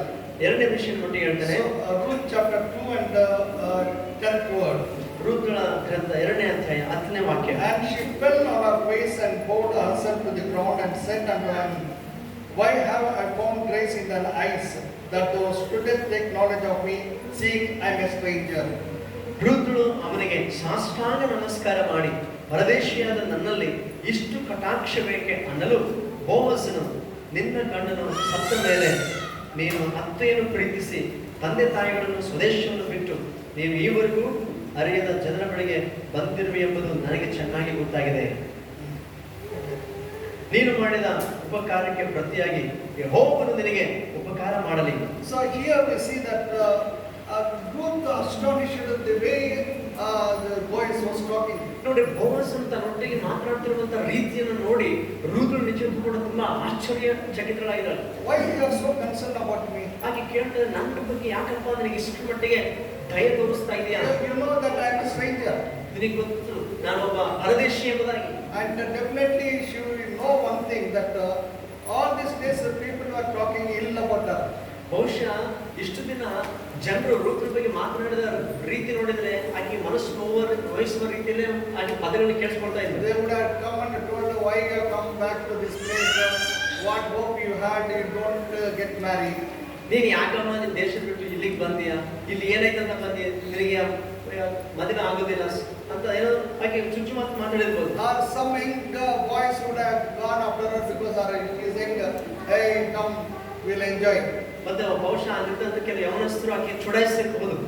And definitely she would have had faced all such kind of problems in her life. ಬಹುಶಃ ಅಂತ ಒಂದು ಸಮಸ್ಯೆಗಳನ್ನ ಆಕೆ ತನ್ನ ಜೀವನದಲ್ಲಿ ಎದುರಿಸಿರಬಹುದು. But here is a one person who is telling that I'm concerned, don't go anywhere, listen to me. ಆದ್ರೆ ಇಲ್ಲಿ ಒಬ್ಬ ವ್ಯಕ್ತಿ ಇದ್ದಾನೆ, ಅದನ್ನ ಹೇಳ್ತಾ ಇದ್ದಾನೆ, ಅಮ್ಮ ನೀನು ಎಲ್ಲಿಗೆ ಹೋಗ್ಬೇಡ, ನನ್ನ ಹೊಲದಲ್ಲೇ ಇಲ್ಲೇ ಇರು, ಇಲ್ಲೇ ಇದ್ದು ಕಾಳುಗಳನ್ನು ಶೇಖರಣೆ ಮಾಡ್ಕೋ. Why this man is so concerned about me? So ಯಾಕೆ ಈ ಮನುಷ್ಯ ನನ್ನ ಬಗ್ಗೆ ಇಷ್ಟು ಮಟ್ಟಿಗೆ ಕಾಳಜಿ ಶ್ರದ್ಧೆ ತೋರಿಸ್ತಾ ಇದ್ದಾನೆ? But here boy says a very good thing. ಆದ್ರೆ ಇಲ್ಲಿ ಬೋವಸ್ ಒಂದು ಒಳ್ಳೆ ಮಾತು ಹೇಳ್ತಾನೆ. It has been fully showed me that thou hast done unto the mother-in-law since the death of thy husband, how thou hast left the father and the mother and the land, their nativity, and art come unto people which thou knowest not. Okay. Heretofore.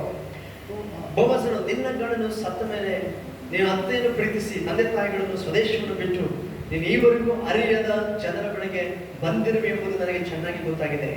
So here Boaz is telling that maybe you may not be knowing, but I know that I heard about how you have left your people, your mother, father, and native place, and come here and followed your mother-in-law the day your husband died and your father-in-law died. ನೋಡಿ ಬೋವಸಲ್ಲಿ ಹೇಳ್ತಾ ಇದ್ದಾರೆ, ಬಹುಶಃ ನನ್ನ ಬಗ್ಗೆ ನಿಮಗೆ ಗೊತ್ತಿರ್ಲಿಕ್ಕಿಲ್ಲಮ್ಮ, ಆದ್ರೆ so ನೀವು ನಿನ್ನ ಗಂಡನ ತೀರ್ಪು ಹೋದ್ಮೇಲೆ ಸೊ ನೀನು ಅತ್ತೆಯನ್ನು ಪ್ರೀತಿಸಿ ಸ್ವಂತ ಜನರನ್ನ ಬಿಟ್ಟು ಸೊ ಇಲ್ಲಿಗೆ ನೀನು ಯಾವ ರೀತಿಯಲ್ಲಿ ಬಂದಿಯೋ ಸೊ ಅದನ್ನು ನಾನು ಬಲ್ಲವನಾಗಿದ್ದೇನೆ. And Boaz knew that the life of Ruth.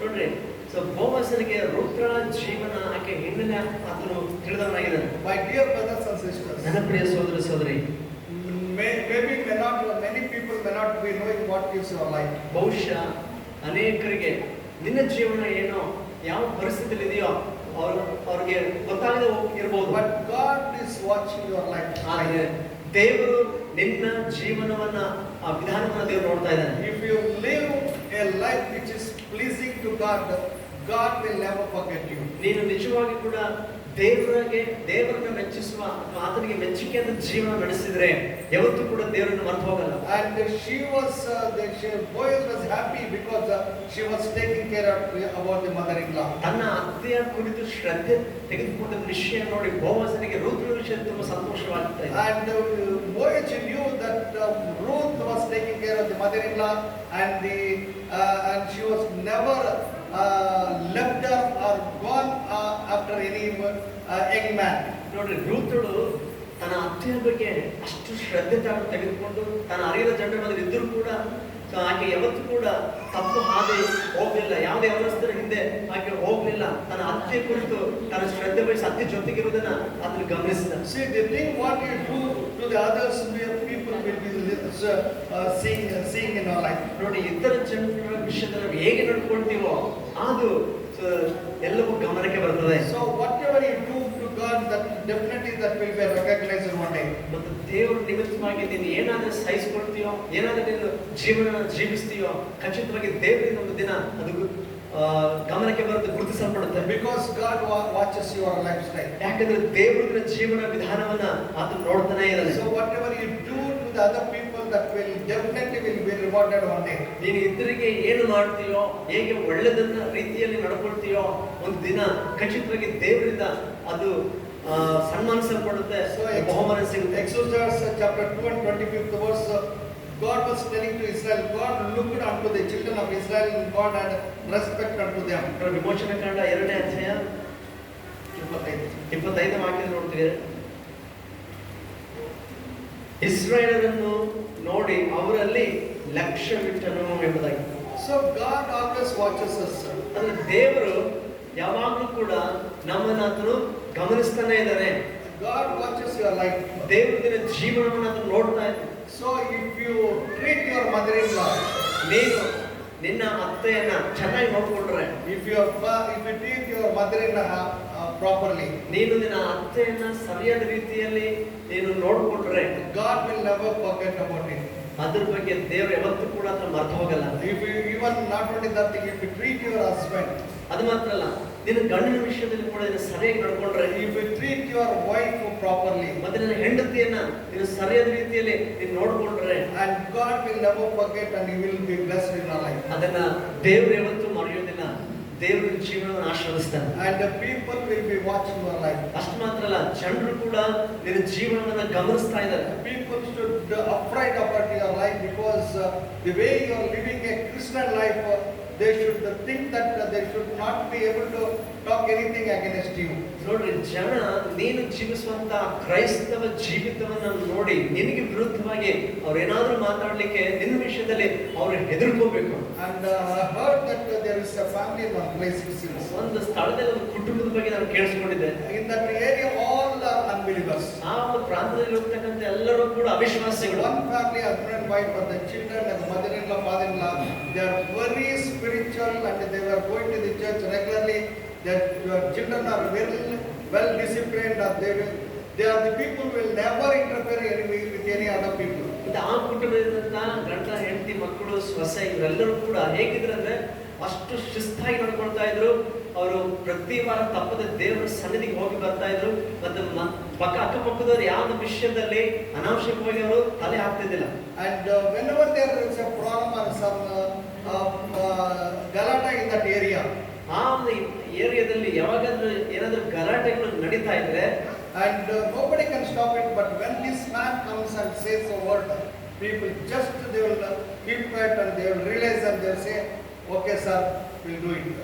ಯಾರು ಏನ್ ಹೇಳಿದ್ರು ಕೂಡ ಗಲಾಟೆ ಕಡಿಮೆ ಆಗ್ತಿರ್ಲಿಲ್ಲ, ಜನ ಸಂಬಂಧಿಸ್ತಿರ್ಲಿಲ್ಲ.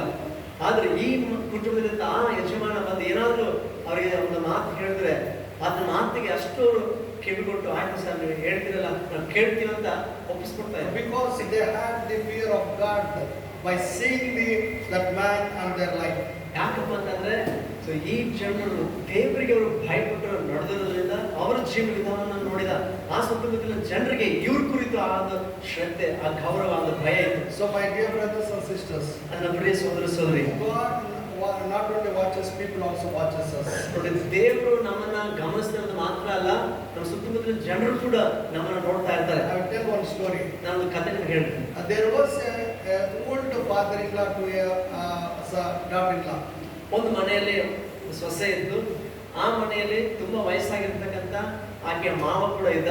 So son and daughter-in-law and the children, son is there in that family. ಆ ವಯಸ್ಸಾಗಿರ್ತಕ್ಕಂಥ ವ್ಯಕ್ತಿಯ ಮಗ ಮತ್ತು ಸೊಸೆ ಅವರಿಗೆ ಮತ್ತೆ ಮಕ್ಕಳು ಅಲ್ಲಿದ್ರು.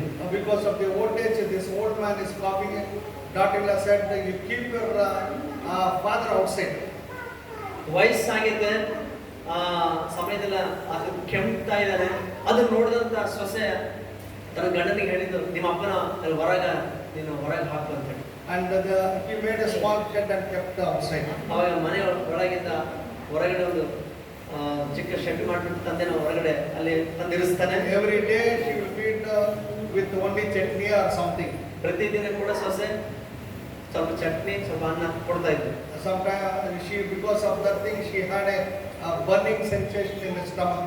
ಅದ್ರ ನಿಮಿತ್ತ ಆ ವಯಸ್ಸಾಗಿರೋ ವ್ಯಕ್ತಿಗೆ ಊಟ ಮಾಡುವಾಗ ಹೊಟ್ಟೆಯಲ್ಲಿ ಉರಿ ಬರ್ತಾ ಇತ್ತು. She one day this father asked, Amma, give me some what you call buttermilk or curds, that is good.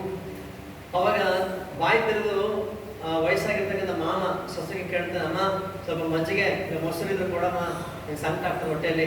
And she shouted, what we don't have other work, we don't have more money to feed you or give anything, just eat what we give. ಹಾಗೆ ಸೊಸೆ ಜೋರಾಗಿ ಆತನ ಬೈತಾಳೆ, ನಿನಗೆ ಬೇರೆ ಕೆಲಸ ಇಲ್ಲ, ನೀನು ಕೇಳಿ ತಂದು ಬಿಡಕ್ಕೆ ನಮಗೆ ಬೇರೆ ಕೆಲಸ ಇಲ್ಲ, ನಮಗೆ ನೀವು ಕೇಳ್ತಾರೆ ಕೊಡಕ್ಕೆ ದುಡ್ಡಿಲ್ಲ ಅಂತ ಹೇಳ್ತಾಳೆ. And this father-in-law kept quiet and he was eating whatever she was giving. ಮತ್ತೆ ಹೇಳ್ತಾಳೆ, ನಾವೇನು ಕೊಡ್ತೀವಿ ಅದೇ ತಿನ್ಬೇಕು ನೀನು. ಅವಾಗ ಅದು ನಿನ್ನೆ ನೆರವಿಲ್ಲದೆ ಆಕೆ ಕೊಡ್ತಕ್ಕಂಥ ತಗೊಂಡು ಊಟ ಮಾಡ್ತಾ ಇದ್ದ. One day this man was feeling very hungry. ಒಂದು ದಿನ ಈ ವ್ಯಕ್ತಿಗೆ ತುಂಬಾ ಹಸಿವಾಗ್ತಾ ಇದೆ. And she went near that door of his son's house with that small vessel, that is a vessel of what a earthen vessel actually. ಮತ್ತೆ ಅವಾಗ ಆತನ ಕೈಯಲ್ಲಿ ಇದ್ದಂತ ಮಣ್ಣಿಂದು ತಟ್ಟೆ ಅದನ್ನು ತಗೊಂಡು ಮಗನ ಮನೆ ಮುಂದಕ್ಕೆ ಬಾಗಿಲಕ್ಕೆ ಬರ್ತಾನೆ. ಅಮ್ಮ, give something to eat. ಅಮ್ಮ ಏನಾದ್ರು ತಿನ್ಲಿಕ್ಕಿದ್ರು ಕೊಡು ಅಂತ ಕೇಳ್ದ. She came very furiously, very angrily, and something she put on that vessel. ಹಾಗೆ ಸೊಸೆ ತುಂಬಾ ಕೋಪದಿಂದ ಬಂದು ಕೋಪ ಮಾಡ್ಕೊಂಡು ನನ್ನ ಹತ್ರ ಇರೋ ತಗೊಂಡು ತಟ್ಟೆಲ್ಲ ಹಾಕ್ತಾಳೆ. This man, old man, had a shivering he could not hold that vessel properly. ಮತ್ತೆ ವಯಸ್ಸಾಗಿರೋ ನಿಮಿತ್ತ ಮುದುಕನ ಕೈ ನಡುತ್ತಾ ಇದೆ, ಅದನ್ನ ತಟ್ಟೆ ಕೂಡ ಸರಿಯಾಗಿ ಹಿಡ್ಕೊಳಕ್ ಆಗ್ತಾ ಇಲ್ಲ. And suddenly that earthen vessel fell down and broken. ಆಕೆ ಹಾಕಿದ ಒಂದು ಫೋರ್ಸ್ಗೆ ಆ ತಟ್ಟೆ ಕೂಡ ಕೆಳಗೆ ಬಿದ್ದೋಯ್ತು. ಆ ಮಣ್ಣಿಂದು ತಟ್ಟೆ ಅಲ್ವಾ, ಅದು ಮುರಿದೋಯ್ತು. And immediately she shouted, telling that you don't have any sense, or we don't feed you, you don't know how to keep the vessels properly, like that. ಹಾಗೆ ಸೊಸೆ ಜೋರಾಗಿ ಕಿರ್ಚಕ್ ಶುರು ಮಾಡಿದ್ದು ಮುದುಕನ ಮೇಲೆ, ನಿನಗೆ ಹೆಂಗಿಟ್ಕೊಂಡು ಕೂಡ ಗೊತ್ತಿಲ್ಲ, ಹೊಡೆದಾಕ್ಬಿಟ್ಟಿ ಅಂತ ಅರ್ಸಿದ್ರು. And the grandson, who was a 10-12 years boy, ಮನೇಲಿದ್ದಂತ ಮೊಮ್ಮಗ ಬಹುಶಃ 10-12 ವಯಸ್ಸು, all these days he was keeping quiet. ಇಷ್ಟು ದಿನ ಆ ಮೊಮ್ಮಗೆಲ್ಲ ನೋಡ್ತಾ ಸುಮ್ಮನೆ ಇದ್ದ. He was feeling very much pain in her heart, in his heart. ತನ್ನ ಮನಸ್ಸಲ್ಲಿ ಮಾತ್ರ ಬಹಳ ನೋವು ಪಡ್ತಾ ಇದ್ದ. And he came and told the Tata, ಬಂದು ಆ ಮೊಮ್ಮಗ ಬಂದು ತಾತನಿಗೆ ಹೇಳ್ತಾನೆ, Tata, you have done a foolish thing. ತಾತ, ನಿಜಕ್ಕೂ ನೀನು ತಪ್ಪು ಕೆಲಸ ಮಾಡಿದೆ. I am so pained because you have broken that earthen vessel. ಆ ಮಣ್ಣಿಂದು ತಟ್ಟೆ ಪಾತ್ರೆ ಮುರಿದೋಗ್ಬಿಟ್ಟಿಯಲ್ಲ. Why you have broken that earthen vessel? ನನಗೆ ತುಂಬಾ ನೋವಾಗ್ತದೆ, ಯಾಕೆ ಅದನ್ನು ಮುರಿದ್ಬಿಟ್ಟಿ? I thought that earthen vessel I can, after your death, I wanted to keep it to feed my mother after when she becomes old. ಆತ ಹೇಳ್ತಾನೆ, ಮೊಮ್ಮಗ ಹೇಳ್ತಾನೆ, ಅಲ್ಲ ತಾತ, ಎದಕ್ಕೆ ಅದನ್ನ ಮುರಿದಾಕ್ಬಿಟ್ಟು ಅದನ್ನ ಹಂಗೆ ಇಟ್ಟಿದ್ರೆ ಹಂಗೆ ಅದನ್ನ ನಾನು ತೆಗೆದಿಟ್ಟು ಮುಂದೆ ನನ್ನ ಅಪ್ಪ ಅಮ್ಮ ವಯಸ್ಸಾಗ್ತಾರೆ ಅವ್ರಿಗೆ ಅದ್ರ ಬಡಸನ ಅಂತ ಇದ್ದೆ. And that day that lady understood. ಅವಾಗ ಸೊಸೆ ಕಣ್ಣು ತೆರೀತು. And she understood, my son is watching me. ಅಂದ್ರೆ ಆಕೆಗೆ ಅರ್ಥ ಆಗಿದ್ದ ವಿಷಯ ಅಂದ್ರೆ, ಓ ನನ್ನ ಮಗ ಎಲ್ಲಾನು ಗಮನಿಸ್ತಾ ಇದ್ದಾನೆ. So today if I treat my father-in-law, mother-in-law like this, tomorrow he will treat me like that. ಇವತ್ತು ನಾನು ಒಂದು ವೇಳೆ ನನ್ನ ಮಾಮನ ಅತ್ತೆನ ಈ ತರ ನಾನು ನಡ್ಕೊಂಡ್ರೆ ಅವ್ರ ವಿಷಯದಲ್ಲಿ, ಒಂದು ದಿನ ಖಚಿತವಾಗಿ ನನ್ನ ಮಗ ನಮ್ಮ ವಿಷಯದಲ್ಲಿ ಹಂಗೆ ನಡ್ಕೊಳ್ತಾನೆ. So my dear brothers and sisters, ಅಂದ್ರೆ ಪ್ರಿಯ ಸಹೋದರ ಸಹೋದರಿ, don't do anything against God's word and in order to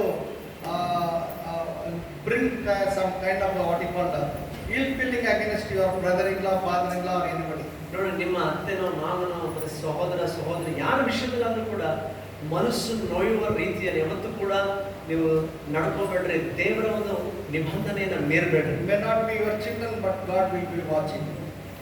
ಒಂದು ವೇಳೆ ಬಹುಶಃ ನಿಮ್ಮ ಮಕ್ಕಳು ಗಮನಿಸ್ತಾರೋ ಇಲ್ಲೋ, ಆದ್ರೆ ದೇವರು ಮಾತ್ರ ಎಲ್ಲವನ್ನ ನೋಡ್ತಾ ಇದ್ದಾನೆ. So here Boaz came to know what Ruth was. ನೋಡಿ, ಇಲ್ಲಿ ಬೋವನ್ಸನು ರೂತಳು ಏನಾಗಿದ್ದಾಳೋ, ಆಕೆ ಹಿನ್ನೆಲೆ ಏನೋ ಎಲ್ಲವನ್ನ ಅರ್ಥವನ್ನಾಗಿದ್ದಾನೆ. By her treatment to the mother-in-law, Boaz was very much interested in Ruth. ರೂತಳ ವಿಷಯದಲ್ಲಿ ಬೋವನ್ಸನು ಅಷ್ಟರ ಮಟ್ಟಿಗೆ ಶ್ರದ್ಧೆ ಆಸಕ್ತಿ ತೋರಿಸೋ ಕಾರಣ ಏನಂತಂದ್ರೆ, ರೂತಳು ತನ್ನ ಅತ್ತೆ ವಿಷಯದಲ್ಲಿ ಹೇಗೆ ನಡ್ಕೊಳ್ತಾ ಇಲ್ಲೋ ಅದನ್ನ ಬೋವನ್ಸನು ಗಮನಿಸಿದಕ್ಕಾಗಿ. And the last word I will tell and I will finish up. ಕೊನೆಯ ಮಾತನ್ನು ಹೇಳ್ಬಿಟ್ಟು ಮುಗಿಸ್ತಾನೆ. And then Ruth said, then she said, let me find favor in the sight, my Lord, for thou hast comforted me, and for that thou hast spoken friendly, and thine handmaid, though I be not like unto one of thine handmaids. 32nd. 2:13 ವಚನ. ಆಗ ಆಕೆಯು, ಸ್ವಾಮಿ, ತಾವು ದಾಸಿಯಾದ ನನ್ನನ್ನು ಕಟಾಕ್ಷಿಸಿದ್ದೀರಿ. ನಾನು ತಮ್ಮ ದಾಸಿ ಎನಿಸಿಕೊಳ್ಳುವುದಕ್ಕೆ ಯೋಗ್ಯಳಲ್ಲದಿದ್ದರೂ ನನ್ನನ್ನು ಕನಿಕರಿಸಿ ಪ್ರೀತಿಯಿಂದ ಮಾತಾಡಿಸಿದಿರಿ ಅಂದಳು. So here Ruth realized, ಇಲ್ಲಿ ರೂತಳು ಆಕೆ ಗ್ರಹಿಸಿಕೊಂಡಳು, I am not worthy to be looked like this. ಈ ರೀತಿಯಲ್ಲಿ ನೀವು ನನ್ನನ್ನು ನೋಡುವುದಕ್ಕೆ ನಾನು ಎಷ್ಟು ಮಾತ್ರಕ್ಕೂ ಯೋಗ್ಯಳಲ್ಲ. Because I am not your servant or one of your relative or anything, but still you have a concern for me. ಯಾಕಂದ್ರೆ ನಾನು ನಿನ್ನ ಆಳುಗಳಲ್ಲಿ ಒಬ್ಬಳು ಅಲ್ಲ, ಅಥವಾ ನನ್ನ ಪರಿಚಯ ನಿನಗೆ ಇಲ್ಲ, ಇಷ್ಟು ಮಟ್ಟಿಗೆ ನನಗೆ ನೀನು ದಯ ತೋರಿಸಲಿಕ್ಕೆ. So your words has comforted me. ಅಂದ್ರೆ ನೀನು ಆಡಿದ ಮಾತುಗಳು ನನ್ನ ಎಷ್ಟೋ ಆದರಣೆ ನೀಡಿದ್ವು. You spoke to me so friendly. ನನ್ನ ಜೊತೆಗೆ ನೀವು ಅಷ್ಟು ಸ್ನೇಹಭರಿತವಾಗಿ ಮಾತನಾಡಿದ್ರಿ. So that has really encouraged in my life. That was an encourage to me. ಹೌದು, ಆ ನಿನ್ನ ಮಾತುಗಳು ನನ್ನ ಜೀವನದಲ್ಲಿ ಎಷ್ಟೋ ನನ್ನ ಉತ್ತೇಜನ ಪಡಿಸ್ತಾ ಇವೆ. Because I thought everybody has forgotten me. ಯಾಕಂದ್ರೆ ನಾನು ಅನ್ಕೊಂಡೆ ಎಲ್ಲರೂ ಕೂಡ ನನ್ನನ್ನು ಮರ್ತು ಬಿಟ್ಟಿದ್ದಾರೆ. I thought that my life will be miserable in the Bethlehem because I'm an unbeliever. ನಾನೊಬ್ಬ ಅವಿಶ್ವಾಸ ಅಥವಾ ಈ ಒಂದು ದೇವರ ಜನರಿಗೆ ಸೇರಿದವಳು ಅಲ್ಲದ್ರಿಂದ ನಾನು ಅನ್ಕೊಂಡೆ ನನಗೆ ಚೆನ್ನಾಗಿರೋ outcast woman. ನಾನು ಬಹಿಷ್ಕೃತಳಾಗಿರ್ತಕ್ಕಂಥ ಒಂದು ಹೆಣ್ಮಗಳು. All these days, if at all anybody has looked to me, they would have looked with a wrong notion or with some kind of lustful look. ಬಹುಶಃ ಇಷ್ಟು ದಿನಗಳ ಕಾಲ ನನ್ನನ್ನು ಯಾರಾದರೂ ನೋಡಿದ್ರೆ ಕೆಟ್ಟ ದೃಷ್ಟಿಯಿಂದ ನೋಡ್ತಾ ಇದ್ರು. Because of my beauty or because of anything. ಬಹುಶಃ ನನಗೆ ಇರ್ತಕ್ಕಂಥ ಅಂದ ಚಂದ ನಿಮಿತ್ತ ಬೇರೆ ಕಾರಣಕ್ಕಾಗಿಯೋ. But only your word has comforted me. ಆದ್ರೆ ನಿಜವಾಗ್ಲೂ ಇವತ್ತು ನೀನು ಆಡಿದ ಆ ಒಳ್ಳೆ ಮಾತುಗಳು ನನಗೆ ಎಷ್ಟು ಆದರಣೆ ನೀಡಿದೆ. So my dear brothers and sisters, ನನ್ನ ಪ್ರಿಯ ಸಹೋದರ our God is also like that. ಹೌದು, ನಮ್ಮ ದೇವರು ಕೂಡ ಅದೇ ರೀತಿಯಲ್ಲಿ. So God is not will not cast you out. ನೋಡ್ರಿ, ನಾವು ಆತನ ಬಳಿಗೆ ಬರುವಾಗ ಯಾವತ್ತೂ ಕೂಡ ದೇವರು ನಮ್ಮನ್ನ ಆತನು ತಳ್ಳಿಬಿಡಲ್ಲ. So though we are once upon a time unbelievers, ಒಂದು ಸಮಯದಲ್ಲಿ ನಿಜವಾಗಿ ನಾವು ಕೂಡ ಅವಿಶ್ವಾಸಿಗಳಾಗಿದ್ದವರು. when we came to Jesus Christ, ಆದ್ರೆ ಯಾವಾಗಾದ್ರೆ ಯೇಸು ಕ್ರಿಸ್ತನ ಬಳಿಗೆ ನಾವು ಬಂದ್ವಿ, He took care about us and blessed our lives. ನೋಡ್ರಿ ಎಷ್ಟು ಮಟ್ಟಿಗೆ ಆತ ನಮ್ಮನ್ನು ಸೇರಿಸಿಕೊಂಡು ನಮ್ಮ ಜೀವಿತಗಳನ್ನ ಆತನು ಆಶೀರ್ವದಿಸಿದ್ದಾನೆ. But always we say that what God has done to me. ಆದ್ರೆ ಯಾವಾಗ ನಾವೇ ಹೇಳ್ತಿರ್ತೀವಿ, ನನಗೆ ದೇವರು ನನಗೆ ಏನ್ ಮಾಡ್ಯಾನ. And have we had any gratitude and thank God at any time? ಆದ್ರೆ ಯಾವತ್ತಾದ್ರೂ ನಮ್ಮ ಜೀವನದಲ್ಲಿ ದೇವರು ಮಾಡಿದ ಮೇಲುಗಳಿಗೆ ಉಪಕಾರಗಳಿಗೆ ನಾವು ಅದಕ್ಕೆ ಕೃತಜ್ಞರಾಗಿ ನಾವು ನಡ್ಕೊಳ್ತಾ ಇದ್ದೀವಿ. Lord, you are blessed me so much, O God. ಹೌದಪ್ಪ, ದೇವರು ಇಷ್ಟರ ಮಟ್ಟಿಗೆ ನಾನು ಆಶೀರ್ವಾದ ಮಾಡಿದೆ. So we thank you, we praise you. Have you told any time? ಯಾವತ್ತಾದ್ರೂ ಹೇಳಿದಿನ ದೇವರ ಅದಕ್ಕೆ ನಿಮಗೆ ಸ್ತೋತ್ರ ಮಾಡ್ತಾ ಇದ್ದೀವಿ. That is the greatest worship we can give to our God. ನೋಡಿ, ನಾವು ದೇವರಿಗೆ ನಾವು ಸಲ್ಲಿಸುವಂತ ಅತ್ಯಂತ ದೊಡ್ಡ ಆರಾಧನೆ ಅದಾಗಿರ್ತದೆ. Because our God is a unforgetting God. ಯಾಕಂದ್ರೆ ನಮ್ಮ ದೇವರು ನಮ್ಮನ್ನೆಂದಿಗೂ ಕೂಡ ಮರೆತು ಬಿಡುವಂತನಲ್ಲ. Isaiah chapter 63, 66 and 30 verse, as one whom his mother comforted, so will I comfort you, and he shall be comforted in Jerusalem. ಯೆಶಾಯ 66ನೇ 13 ವಾಕ್ಯದಲ್ಲಿ ದೇವರು ಹೇಳ್ತಾನೆ, ಯಾವ ರೀತಿಯಿರುವ ತಾಯಿ ತನ್ನ ಮಗುವನ್ನ ಆಕೆ ಆಧರಿಸ್ತಾಳೋ ಆ ರೀತಿ ನಾನು ನಿಮ್ಮನ್ನ ಯೆರೂಸಲೇಮಲ್ಲಿ ನಾನು ಆಧರಿಸ್ತೇನೆ. So our God will never forget us. ನಮ್ಮ ದೇವರು ಅದನ್ನ ಎಂದಿಗೂ ಕೂಡ ನಮ್ಮನ್ನು ಮರೆಮಾಡಲ್ಲ. He will comfort us and he will look to us. ಆತನು ನಮ್ಮ ಕಡೆ ದೃಷ್ಟಿಸ್ತಾನೆ ಮತ್ತು ನಮ್ಮನ್ನು ಆತನು ಸಂತೈಸ್ತಾನೆ. So be of good cheer. ಆದ್ರಿಂದ ಧೈರ್ಯ ತಂದುಕೊಳ್ಳ್ರಿ. So my dear brothers and sisters, ನನ್ನ ಪ್ರಿಯ ಸಹೋದರ when you listen to the word of God, ಯಾವಾಗ ದೇವರ ವಾಕ್ಯವನ್ನು ಕೇಳಿಸ್ಕೊಳ್ತೀವಿ, when we are concerned about other people, when look after other people with love and affection, ಮತ್ತೆ ಇತರ ಜನರ ವಿಷಯದಲ್ಲಿ ನಾವು ಪ್ರೀತಿಯಿಂದ ವ್ಯವಹರಿಸ್ತೀವಿ, ನಡ್ಕೊಳ್ತೀವೋ, ಶ್ರದ್ಧೆ ತೆಗೆದುಕೊಂಡು ನಾವು ವ್ಯವಹರಿಸ್ತೀವೋ, God will never forget, but he will bless us in due time. ದೇವರು ಯಾವತ್ತೂ ಕೂಡ ನಾವು ಇತರ ಬಗ್ಗೆ ಮಾಡಿದ ಒಳ್ಳೆದನ್ನ ಉಪಕಾರ ಅದನ್ನ ಮರೆಯಲ್ಲ. ತಕ್ಕ ಸಮಯದಲ್ಲಿ ದೇವರು ನಮ್ಮನ್ನು ಆಶೀರ್ವದಿಸ್ತಾನೆ. Before closing, I'll tell a small story and finish up. ಅದು ಮುಕ್ತಾಯಕ್ಕೆ ಮುಂಚೆ ಒಂದು ಚಿಕ್ಕ ಕಥೆ ಹೇಳಿ ನಾನು ಮುಗಿಸ್ತೇನೆ. Because why I wanted to tell, because many times we think that I'm great. ಯಾಕಂದ್ರೆ ಹೇಳ್ತೀನಿ, ನಾನು ಅನೇಕ ಸಾರಿ ನಾವು ಅಂದ್ಕೊಳ್ತೀವಿ ನಾನು ಬಹಳ ದೊಡ್ಡವನಂತ ಅಂದ್ಕೊಳ್ತೀವಿ. And many times we don't help our own people. ಅನೇಕ ಸಾರಿ ನಮ್ಮ ಸ್ವಂತ ಜನರಿಗೆ ನಾವು ಸಹಾಯ ಮಾಡಲ್ಲ. Or sometimes our own mother and father. ಕೆಲವು ಸಾರಿ ನಮ್ಮ ಸ್ವಂತ ತಂದೆ ತಾಯಿಗಳಿಗೆ. One day what happened, on the old lady was in an orphanage. ಒಂದ್ಸರಿ ಏನಾಯ್ತಂದ್ರೆ, ಒಬ್ಬ ವೃದ್ಧ ಸ್ತ್ರೀ ಒಂದು ಅನಾಥಾಶ್ರಮದಲ್ಲಿದ್ದು, and she was in that old age because daughter-in-law doesn't want her in the house. ಕಾರಣ ಏನಂದ್ರೆ ಮನೆಯಲ್ಲಿ ಸೊಸೆ ಅತ್ತೆನ ಸೇರ್ತಾ ಇಲ್ಲ, ಅದಕ್ಕೋಸ್ಕರ ಅನಾಥಾಶ್ರಮಕ್ಕೆ ಸೇರ್ಕೊಂಡಿದ್ದ. And one day the mother called the son to come to the old age. ಒಂದು ದಿನ ತಾಯಿ ತನ್ನ ಮಗನಿಗೆ ಅನಾಥಾಶ್ರಮಕ್ಕೆ ಪಾಪ ಅಂತ ಕರೆದು, and then she told the father, the son, ಆಗ ಮಗ ಹೇಳ್ತಾನೆ, before dying, before my death, I want one thing you have to do it. ನನ್ನ ಸಾವಿಗೆ ಮುಂಚೆ ಒಂದು ಕೆಲಸ ನೀನು ಮಾಡಬೇಕು. And he told, okay, you tell me what is that one. ಆ ಮಾತು ಕೇಳಿ ಮಗ ಅಂದ, ಅಮ್ಮ ಸರಿ ಏನ್ ಹೇಳ್ತೀನಿ ಹೇಳಿ ನಾನು ಮಾಡ್ತೀನಿ. And she told, there is no proper fans in this old age. ಏನಿಲ್ಲಪ್ಪ, ಈ ಒಂದು ಅನಾಥಾಶ್ರಮದಲ್ಲಿ ಸರಿಯಾದ ಫ್ಯಾನ್ ವ್ಯವಸ್ಥೆ ಇಲ್ಲ. And one fridge is not there. ಮತ್ತೆ ಅನಾಥಾಶ್ರಮ ಒಳಗಡೆ ಒಂದು ಫ್ರಿಡ್ಜ್ ಕೂಡ ಇಲ್ಲ. Please at least give that thing to this old age. ದಯಮಾಡಿ ಎಲ್ಲ ದುಡಿತೀಯಲ್ಲ, ಸೊ ಸೊ ಈ ಒಂದು ಅನಾಥಾಶ್ರಮಕ್ಕೆ ಅವನು ಕೊಡಿಸು ಅಂತ ಕೇಳಿದ್ದ. And immediately he told, he laughed at her, when you are going to why you need all these things. ಆಗ ಮಗನು ನಕ್ಕಂತ ಹೇಳ್ತಾನೆ ತಾಯಿಗೆ, ಅಲ್ಲಮ್ಮ ನೀನು ಹೆಂಗೋ ಸಾಯ್ತೀಯ, ಹಿಂಗಿರ್ಬೇಕಾದ್ರೆ ನೀವೆಲ್ಲ ಎದಕ್ ಬೇಕು? And immediately the mother told one thing. ಆಗ ತಕ್ಷಣ ತಾಯಿ ಹೇಳಿದ ಮಾತೇನಂದ್ರೆ, I know I can live without the fan, I can eat anything because from my childhood I have been brought up like that. ತಾಯಿ ಹೇಳಿದ ಮಾತು ಮಗನಿಗೆ, ಹೌದಪ್ಪ, ನಾನು ಚಿಕ್ಕ ತನದಿಂದ ನಾನು ತುಂಬಾ ಕಷ್ಟದಲ್ಲಿ ಬೆಳೆದು ಬಂದೇನೆ. ಫ್ಯಾನ್ ಇಲ್ಲಂದ್ರು ಮತ್ತೆ ಫ್ರಿಡ್ಜ್ ಇಲ್ಲಂದ್ರು ನನಗೆ ಹೆಂಗೆ ಇರಬೇಕು ಗೊತ್ತೈತೆ. Whatever they even what you call the food which is left over also I will eat. ಮತ್ತೆ ತಂಗಳನ್ನ Okay, correct. ಇದ್ರೂ ಕೂಡ ಅದನ್ನ ತಿನ್ನೋದು ನನಗೆ ಗೊತ್ತಿದೆ. And but one thing why I am telling, ಆದ್ರೆ ಯಾಕೆ ನಾನು ಹೇಳ್ತಿದ್ದೀನಿ ಇದು ಬೇಕಂತ ಯಾಕೆ ಕೇಳ್ತೀನಿ ಅಂದ್ರೆ, then he told one day you are going to come here. ತಾಯಿ ಹೇಳಿದ ಮಾತಂದ್ರೆ, ನೋಡಪ್ಪ ಒಂದು ದಿನ ನಿನಗೆ ಇದೇ ಅವಸ್ಥೆ ಬರ್ತದಲ್ಲ, ನೀನು ಅವಾಗ ಈ ಅನಾಥಾಶ್ರಮಕ್ಕೆ ಸೇರ್ಕೊಳ್ತಿ. Then the time if fan is not there he cannot sleep. ನನಗೆ ಗೊತ್ತು ನನ್ನ ಮಗ ನೀನು ಫ್ಯಾನ್ ಇಲ್ಲ ಅಂತಂದ್ರೆ ನೀನು ನಿದ್ದೆ ಮಾಡಲ್ಲ. And if the fridge is not there the things will be spoiled, he cannot eat.